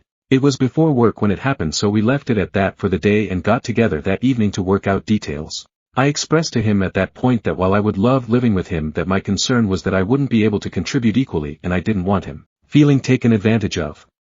He in turn expressed that he'd never want to put me in a bad position financially and that we could easily figure out something that would be fair while still putting me in a better financial position. We ended up deciding we'd go with a lump sum monthly that I'll pay to him to cover all the costs, rather than splitting bills. The monthly amount he offered at first I actually upped because I didn't think he was being fair to himself, and it was still less than what I pay now. He seemed happy with that and it definitely works for me. He keeps mentioning how excited he is to move in together, and came to my apartment last week to help me clean for photos to show it. We're deciding together what we'll keep out of my furniture versus his, what we'll get rid of and what we're going to store. He's also mentioned a couple renovations he wants to get done around the condo, so we're going to go together to pick stuff out and make it a summer project. TLDR, boyfriend gave me an opening to ask about moving in, so I seized it. All went well and we'll be moving in together in June. Edit, wow, this really blew up. Thanks to everyone for the super kind words. To address the most common comment here, we did discuss splitting proportionally but ultimately decided to go with a lump sum. I definitely see benefits to proportional splitting, but for where we are right now and my financial situation I prefer a lump sum. It's still significantly less than what I'm paying now, and it won't fluctuate as the weather changes, so I can count on what I owe monthly not changing. Many people have mentioned chores as well. My boyfriend and I tend to do chores together. I mean right now with two separate places we each have our things that are more our responsibility, but when I've stayed with him for a stretch of time we've just balanced together. He doesn't know how to cook but wants to learn, so we cook meals together and then clean up together. We will each have our own washroom at his place. I've already taken over the main washroom and he uses the en-suite. He volunteers at a local animal shelter once a week, so those days I clean and cook if I'm around. But generally speaking we just treat doing chores as an opportunity to spend time together and be productive. Stories number 25. Girlfriend 25F dislikes my 30M relationship with my baby sister 10F. I am very close to my baby sister. We share a father, but not a mother. My dad is kinda a flighty guy. As a result, I'm more of my sister's dad than he is. I have her so often that I have a 2-bedroom condo and every house hunting venture lately considers her. My girlfriend of 6 months doesn't like that she's always at my house, that she has a room, or that I do her laundry. My girlfriend was putting sheets on my bed and there was a pair of my sister's underwear that fell out of them, obviously tangled in the dryer. She lost it. She was saying our relationship is weird and I have to stop having my sister so much. Honestly, that's not gonna happen. I love that girl, and I'm basically her dad. So I need advice in telling my probably soon-to-be ex that. TLDR girlfriend is jealous of the time I spend with my little sister and basically insinuates it's inappropriate. How do I tell her to chill? More importantly, how do I keep her from telling other people that? Edit. We did sort of fight when she said that. I told her my sister is the age I was when my mom died and I had to go live with my dad full time. I wouldn't wish that on any child. She knows my mom died horribly and I think she knows the impact it's had on me. Side note edit. All you ladies telling me taking care of my sister is hot are too sweet. If only you existed in real life. Thank you. Stories number 26. My husband is reluctant to be intimate with me after I was in a major accident. New. I 30F have been married to my husband 45M for 5 years and together for 8. Obviously we have an age gap in our relationship, and whenever we discussed possible health issues or medical care, it was regarding him. About 4 months ago, I was in a car accident.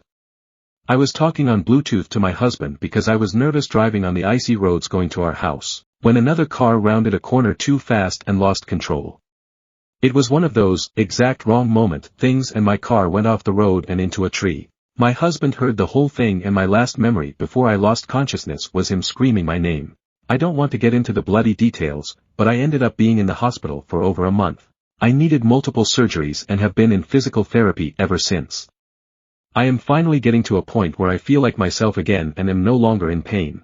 I've gained back some weight and look good if I do say so myself. My husband literally worked out of my hospital room for the entire time I was there. He went home to shower, sleep and look after the dogs, then came right back. He attended all my therapy appointments so he would know how to better help me recover at home. He was amazing and everything I could ask him to be in that kind of horrible situation. I love him so much, and so yesterday while shopping, I saw this gorgeous black lingerie set and decided to surprise him. We haven't had sex since before the accident and every time I try, it feels like he makes an excuse or expresses some concern about some random body part of mine that is no longer injured. He was on his laptop in bed when I came in wearing my new purchases and I could tell he was taken by surprise. I basically crawled into his lap and started kissing his neck and grinding on him. He was definitely hard, but then he lost it and pushed me away, saying that we shouldn't rush this and he doesn't want to jeopardize my recovery with sex. I was crying by the time he ended the sentence and said, "I'm fine. The doctors say sex is fine," but he was already walking into the bathroom and turning on the shower. I don't know what to think. Is it the scars? Is the memory of me in a hospital bed unable to even sit up by myself repelling him? I finally am starting to feel good about myself and my body again, and the fact that he won't touch me is really hurting my mental health. It's probably a long shot, but has anyone else experienced this? TLDR, I was in a major car accident and I'm finally back to myself, but my husband doesn't want to have sex with me. Update. Thank you again for everyone's kind and thoughtful comments. I read all of them even if I didn't respond. Last night when we got in bed I curled up next to my husband and held him while I said basically, we've been through a lot. Would you be willing to get therapy with me to make sure everything is alright for both of us? I love you so much and I don't want any underlying trauma to affect our relationship. He was silent for about 10 seconds and then the floodgates opened. I've only seen him cry once or twice in our entire relationship at our wedding and the first time I told him I loved him, but I held him while he sobbed for what was probably an hour. He kept apologizing for it and I had to keep saying, "Don't be sorry, I'm here, cry if you need to cry." And I shed some tears of my own. It was an exhausting but ultimately extremely cathartic experience. When it was all over and he was able to say more than a few words, he told me that there was about 15 minutes when he was sure he had just heard the love of his life die. Then we got to the hospital and the doctors made it clear they would do everything they could, but the extent of my injuries were extreme and severe. Then he spent hours calling family members, waiting, pacing and trying to grapple with the fact that I might die and he might be alone. Then I spent 5 days in the ICU, mostly unconscious. He said he's never known fear like that in his life. In the end we agreed to go to individual and couples therapy and even touched on the sex thing, wherein he admitted that he knows objectively nothing bad will happen to me if we have sex, but for some reason it is sparking this protective instinct that makes him want to treat me like glass. So we're working on it, and our marriage is amazing. He's the love of my life and we can get through this. Stories number 27. I 30F am sitting in the back of my RV as my husband 32M rants about how lovely the trip would be if I hadn't joined him. Edit. Hey guys, I have read all your comments and advice. I don't know what I'll do yet, but I will update later.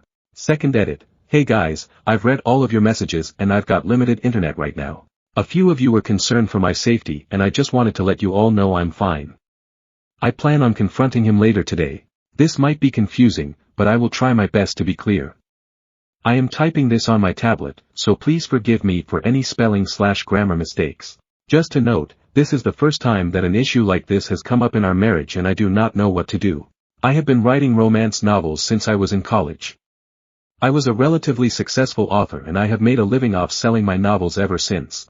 I do not make a lot of money, but I do bring home $40,000 a year in book sales. This allows me to stay at home during the day so I can write and also make crafts to sell in my Etsy shop. A few years after college, I met Tim and we instantly hit it off. We dated for 3 years before tying the knot and we bought a house shortly after. Tim makes his living off his investments and stocks, however, we keep our finances separate. This is because Tim inherited a vast amount of money from his family and before we married, I signed a prenup agreement in order to ease his mind. We both contribute an equal share to the joint bank account for bills, then we use the remainder of our money for ourselves. About a year ago I landed a contract to write part of a romance series. The contract was huge and the payout was over $120,000 for a few months' work. I contributed my share to the joint account and then put the rest of the money into the bank so I could buy an RV. I have always wanted an RV because I love to travel and nothing would make me happier than being able to write while on the road. Tim is often away on business for days at a time, so the RV would give me an opportunity to get out of the house while he is away. After 6 months of deciding, I chose a lightly used RV and purchased it from the owners for a great price. When Tim found out I purchased the RV, he was excited. He has a travel trailer, but it's not the same as an all-in-one RV. He loves RVs and he wanted to immediately take it out for a trip across the state. We took our trip and Tim couldn't stop talking about how much he enjoyed the experience and he started talking about taking more trips together. I gently reminded him that even though the RV is a fun thing for us to have for vacations, that its main purpose is for me to have something to do while he is away for business, but that we would be taking plenty of vacations together. Tim agreed with me and he let it go for a while. The thing is, in the past few weeks, Tim has been badgering me about taking the RV with him on his business trips. He usually flies when he goes to check his rental properties/visit family and he is normally gone for 4 to 5 days at a time. We got into an argument because he had to evict a tenant and he wanted to drive the RV across the state in order to do so. I asked him if I could come along, and Tim said he would prefer if I didn't. I then said that if I couldn't come with him, that he couldn't take my RV. I suggested that he take his travel trailer instead and he got mad and stormed out of the house. About an hour later, he started texting me like nothing had happened and then he said he was taking the RV as if our previous conversation had never happened. I called him and tried to explain that he had just purchased a brand new pickup and that if I didn't get to drive his new truck in his absence, why should he get to take my RV when I am not coming on the trip? Tim and I went back and forth and eventually he said I could come along if it meant that much to me. I said I would, and now I am regretting everything. I am sitting in the back of my own RV with a man who won't let me touch the wheel.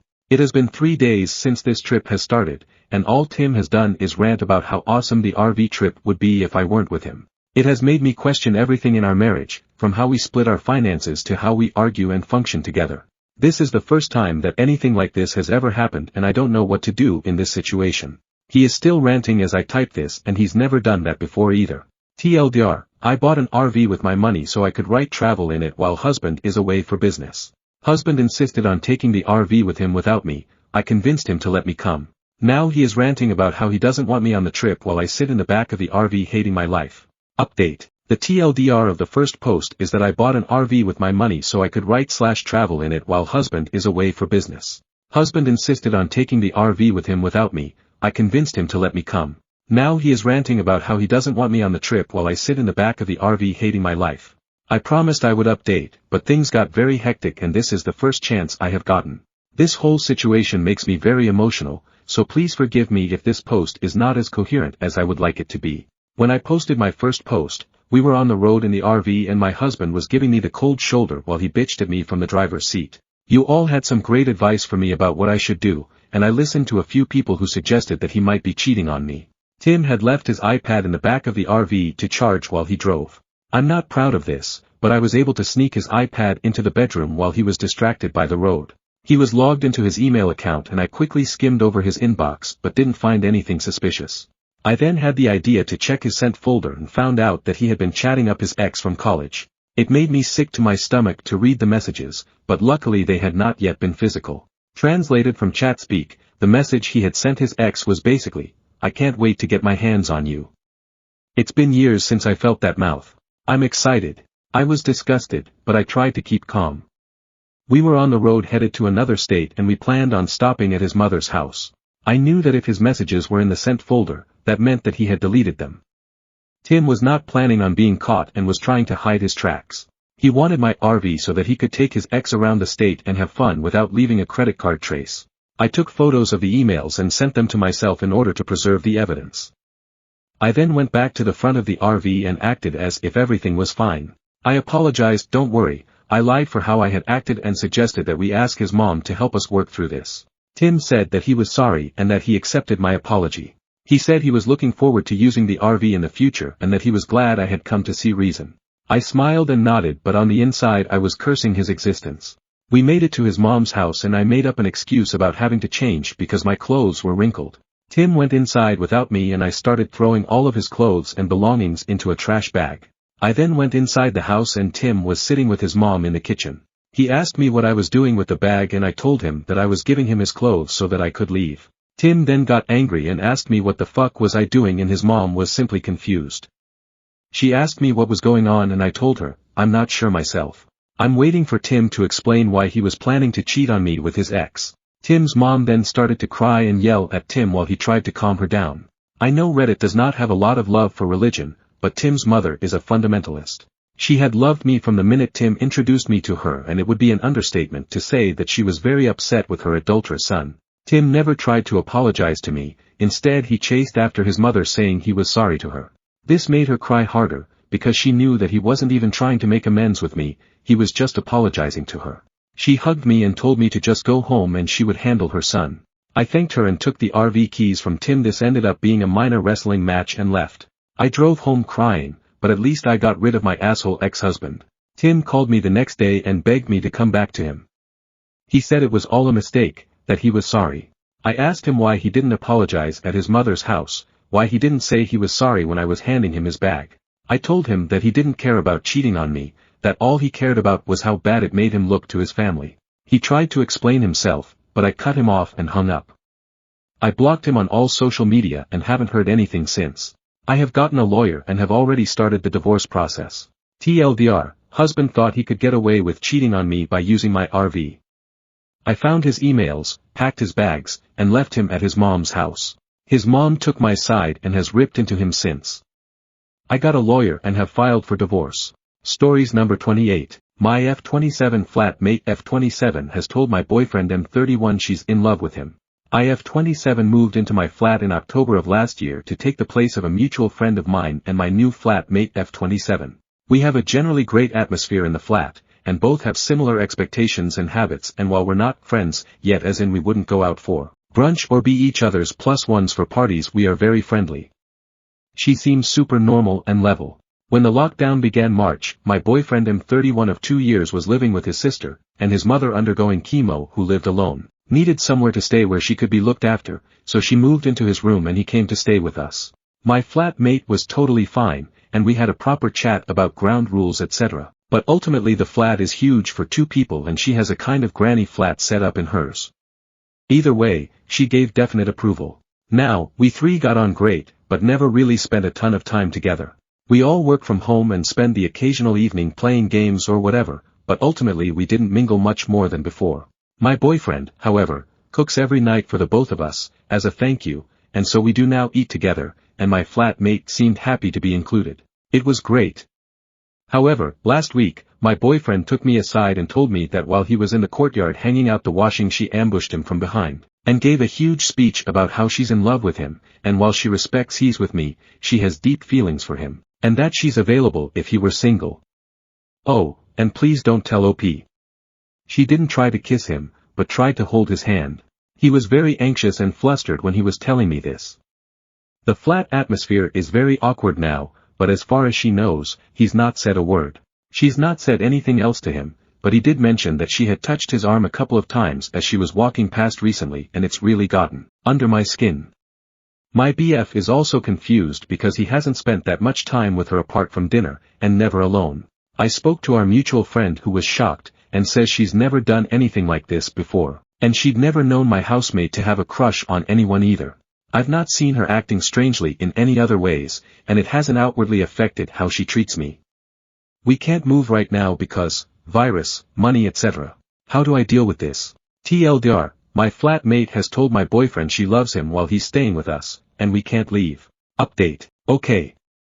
Firstly, thank you all for your advice and no thank you to the few who took it upon themselves to DM me to be inappropriate or creepy. WTF, read the room. It gets a little intense, so first I'll just cover some things I wasn't able to in my original post. I trust my boyfriend completely. Even if I didn't, this apartment is large, not massive.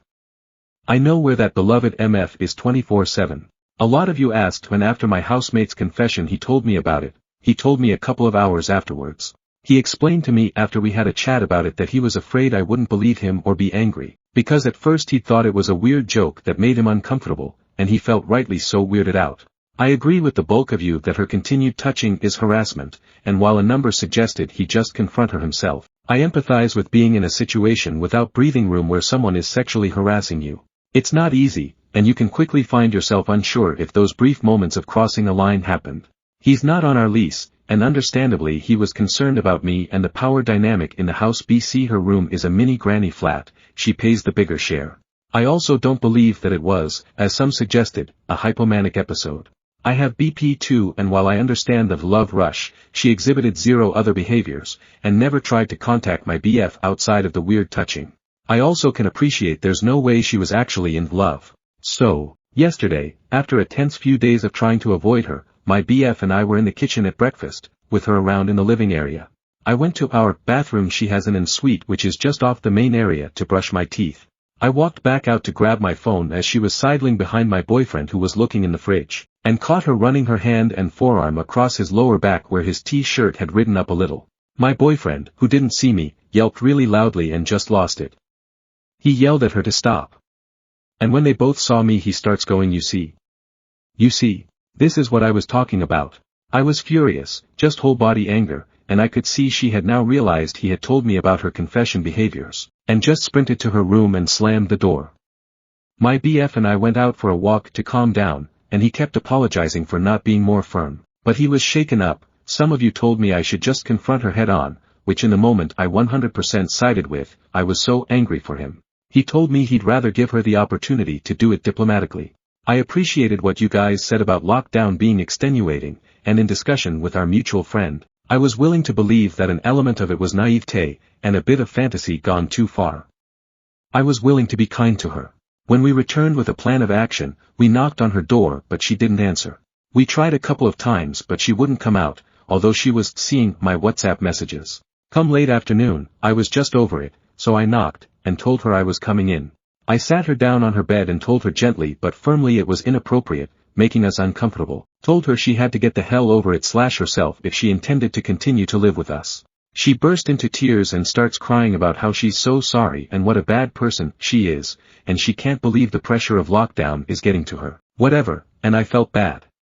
Started sympathizing, trying to be compassionate. And then she says it's just so unfair that the guy I'm in love with has a really great girlfriend. Reader, I lost my shit. Unfair, my ass. I told her she had a lot of growing up to do, and perspective to learn, and that she owed the house an apology. She started to have a meltdown, a full, weeping, hiccuping snotty meltdown. And then when I stood up to leave, I spotted, in her clothes rack, my freaking shirt. I took it, and went back to my room. My housemate cried loudly with the door open until 7 p.m. for attention. When I cracked, I used our emergency contact sheet, called her mum, told her she had to come pick up my housemate. I've never met this woman who came rushing in like a superstar, but the look of annoyance and embarrassment on her face when she arrived and found her 27-years-old daughter having a tantrum told me this wasn't a new part of her personality. My housemate also STFU pretty quickly after she realized her mum was there. They didn't say anything to us, and we just hid in our room until they were gone. I think she'll be gone at least for a while, but I texted her to let her know it would be best if she texted me before she came back. IDK when I'll see her. Technically the lease ends in August, so my BF and I think we can make it work and find someone new, and if not, it's not so long till we can resign without her. As a coda to all this, my BF mentioned if she took a blouse, maybe she took other stuff too. I appreciate some of you may consider this an invasion of privacy, but I did go back in, just to check the clothes rack. I found a set of my jeans, my t-shirt, one of my boyfriend's work shirts, a vinyl I owned, my fucking charm bracelet from when I was a kid from inside my jeweler box, and a sheet of my old antidepressants. This was just what was on the rack on display. I imagine there's more in the drawers. I don't know if this was the right thing to do, but I left them there for now because I don't want there to be any doubt she stole them. There's zero chance she's going to live here anymore. Honestly, I hope she does get help. I'm really angry and violated, as is my BF. But I can empathize with the havoc an uncontrolled mental health issue can wreak on your behavior, and while it's still wrong, it still sucks for her to experience it and lose friends. Note, I can't be sure, none of us can. But I feel like maybe she has a histrionic personality disorder. TLDR, my relatively normal housemate who told my BF she was in love with him turned out to also be a thief. Yikes. P.S. Our mutual friend has told me another friend who went to school with my housemate had told her a rumor she'd told a bunch of people in their year that she had leukemia. Yikes. Stories number 29. My fiancé 24F has no bridesmaids and it's making her so upset she wants to call off the wedding. How can I 25M help? My fiancé and I are recently engaged and have been together since we were 18. She's not the bridezilla type, but she has imagined a nice wedding. She's not very social and has no sisters/female cousins, and as a result she has no bridesmaids. 0. I on the other hand have a solid group of guys to be groomsmen and they're already talking bachelor party. My fiancé won't have a bridal shower or bachelorette party, or anyone to go dress shopping with, etc. It's really bringing her down and she won't even talk about weddings. Once she said between sniffles, can't we just sign a paper at a courthouse? But I know neither of us really want that. I have suggested having my sisters and cousins as bridesmaids, but they don't really know her well and likely wouldn't want to. How can I help her? TLDR, my fiancé has no one to ask to be bridesmaids and it's making her very upset. I want to help. Update. Did not expect to update this fast. Did not expect to update at all, unless something miraculous happened. And it did. In short, I have the best friends in the world. I read through a ton of these comments, but not all over 1,000. And decided to look for my fiancé's box of wedding planning stuff, because I had a suspicion. Inside the box was all these magazine clippings of a big church wedding, flower ideas and stuff. And then I saw pictures of the dresses. They were all big, poofy ornate things that don't seem akin to my fiancé's style at all. But, they're similar to the dresses my sisters wore at their weddings. It all sort of clicked for me. My fiancé probably doesn't want a church wedding or any of these fancy trimmings, she's trying to win my family's favor. The hell. I really should have noticed this earlier and gotten more involved, I know. My fiancé flew home on Thursday to spend a few days with her dad Father's Day weekend and all. I couldn't go because of work, so I was alone until this morning. So, real late at night, I called up my buddy Ravi 26M. Ravi's my best man, we've known each other since we were kids, split up when we went off to college, and reconnected 3 years ago.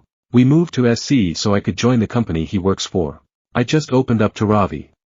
It was really late but he listened to me anyway, about my worries about my fiancée. He said that it was very likely that she was trying to curry favor with my family, but she probably wasn't going to admit to it easily. He said he'd talk to her. I told him that he barely knows her. He said not to worry, and that he'd be around tomorrow evening. My fiancée came home happy she always is after seeing her dad this morning.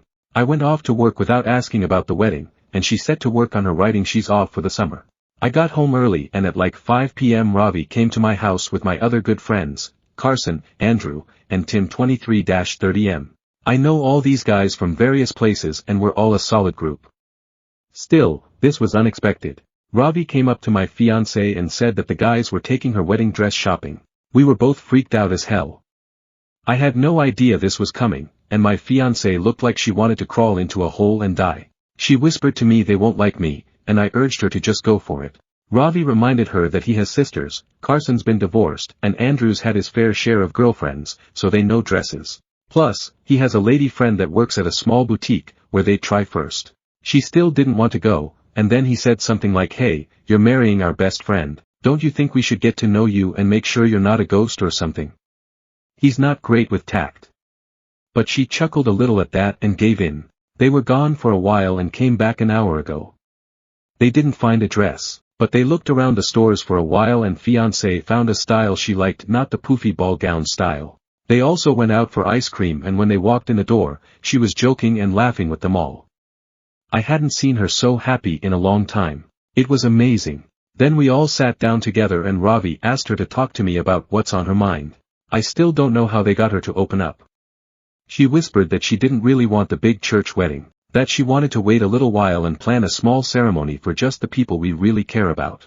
I was all for it. I told her not to worry about bridesmaids or anything, it could just be us. She said no, she wants her dad, the guys, and my family to be there. Andrew, a kick-ass guitar player, said he'd put together a band for us. He asked my fiancée what her favorite song is, he'd figure out an arrangement. This is the kind of question she usually dodges, but she blushed a little and actually told the truth. Panama by Van Halen. If anyone cares, girl knows how to rock out. This was the real sign that she's starting to trust them. I don't think anyone knows her favorite song except me and her dad who bought her Van Halen CDs growing up. I told her I'd call my family and tell them the church wedding's off. If they make a big stink about it, I don't fucking care. I have my brothers and my beautiful future bride. That's all the family I need.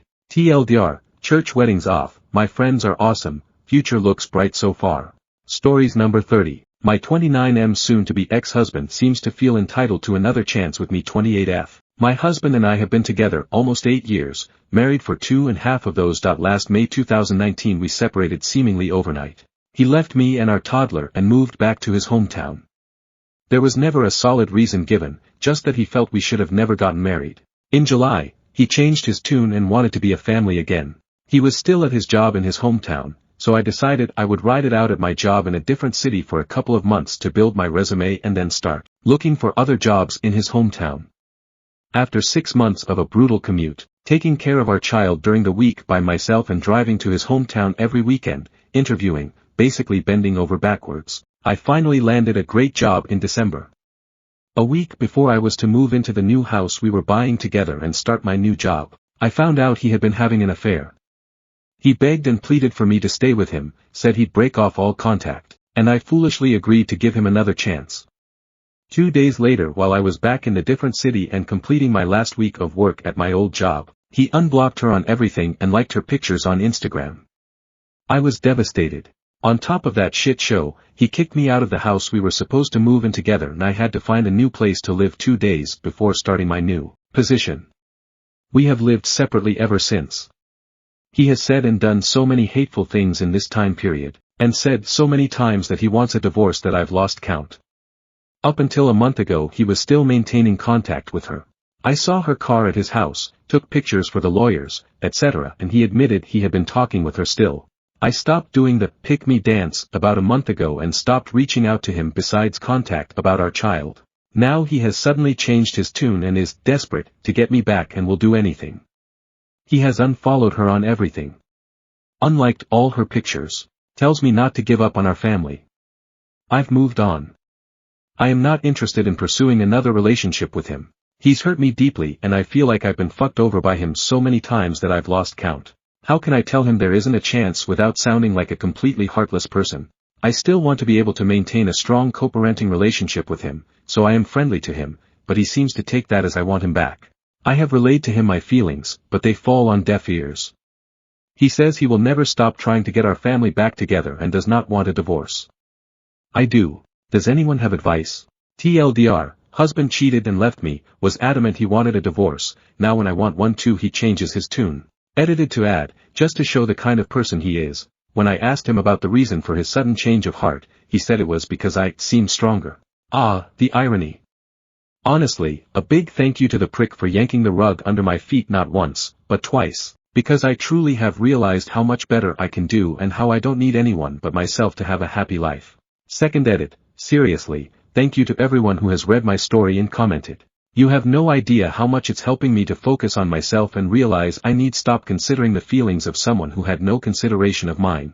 I only hope that anyone who is in a similar situation realizes that you can and you do move on. And I promise that you will feel like a 10,000-pound weight has been lifted off your back. Third edit, he is being served papers in the next 1 to 2 weeks. Guarantee the "I've changed" mask slips off. I hope I'm wrong, but I've learned all too well that my gut feelings are usually spot on. Hopefully I'll be back with an update in a few months with the good news that the split is official. Well, turns out my gut instincts were right. The entire time he was begging for another chance and promising this time would be different. Eye roll, he was still sleeping with the affair partner and telling him he loved her and would do anything to make it work with her. It didn't even hurt me to find it out. I was that unsurprised. It just helped me stop feeling guilty. I divorced his ass. I thank the universe every day that he is no longer connected to me in a romantic way.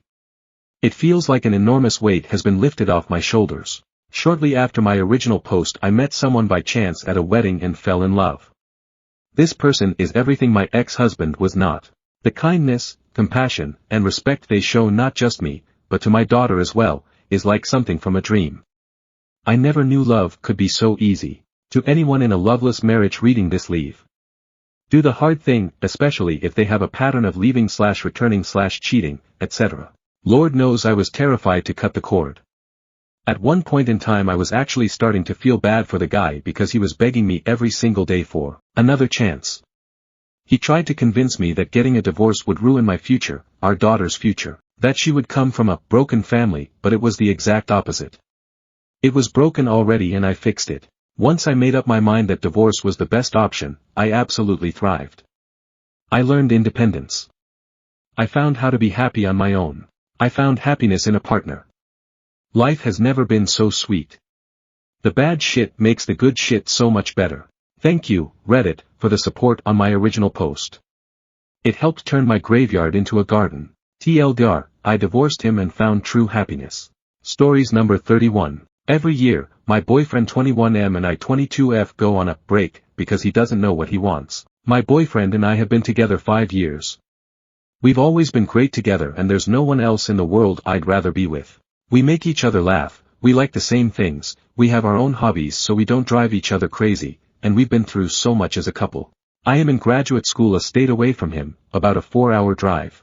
We went into long distance fairly easily, so it blindsided me when he suddenly told me he didn't know if our relationship is what he wants. He's always struggled with a fear of commitment, something I've tried to support him through by trying not to pressure him into moving forward. The problem is that every year for the last 3 years, he's gone through a struggle with wanting to be with me. He wants to take a break from our relationship and be separate for a while, which I've agreed to the last 2 years. Every year so far he's come back to me saying he was being stupid and that he regrets ever being on a break. We talk things through and move forward. I thought after last year we'd be done with it, but today he gave me the same speech he's always given about wanting a break and wanting space. I put us on the break this time because I didn't want to beg him to stay with me. I'm blindsided by this whole thing, and I'm so confused about where it comes from. We're so great for 90% of the year, and then the end of March comes around and he freaks out and wants to break up with me. He says he loves me and always will, but doesn't know what he wants. If he comes back again, do I take him back? I don't know what to do. TLDR, my boyfriend wants to go on a break every year around this time. I don't know if I should take him back this year. Update. It's been about 4 months since my first post and I thought I'd post an update. Looking back on this post, I can't believe what a difference 4 months has made. After posting it, I read my own words and realized that the relationship was over. I was making excuses for him and justifying staying miserable in the relationship because I just loved him so much. We had a talk when I visited my hometown and broke up. We both were emotional but knew it was for the best, and I was content thinking we were going to spend time being single and discovering who we are as individuals. After being so close for so long, unfortunately, that wasn't the case. I found out he had been cheating for at least a couple months before telling me he wanted another break. He began officially dating the new girl about 3 days after we broke up and he moved in with her after a couple months of dating. He has always been super resistant to commitments before, so that came as a shock. My self-esteem took a huge hit. Now things are different. I discover new things about myself every day, I spend time with my friends who make me feel loved and important, and I'm truly happy for the first time in a long time. At first I wanted to start dating again and I told myself I was ready, but the truth is that there's so much I don't know about myself yet, and I want to get to know me before I focus on another relationship. Anyway, thank you to the people who commented and let me know that something was going on. As obvious as it was to them, I was completely blindsided.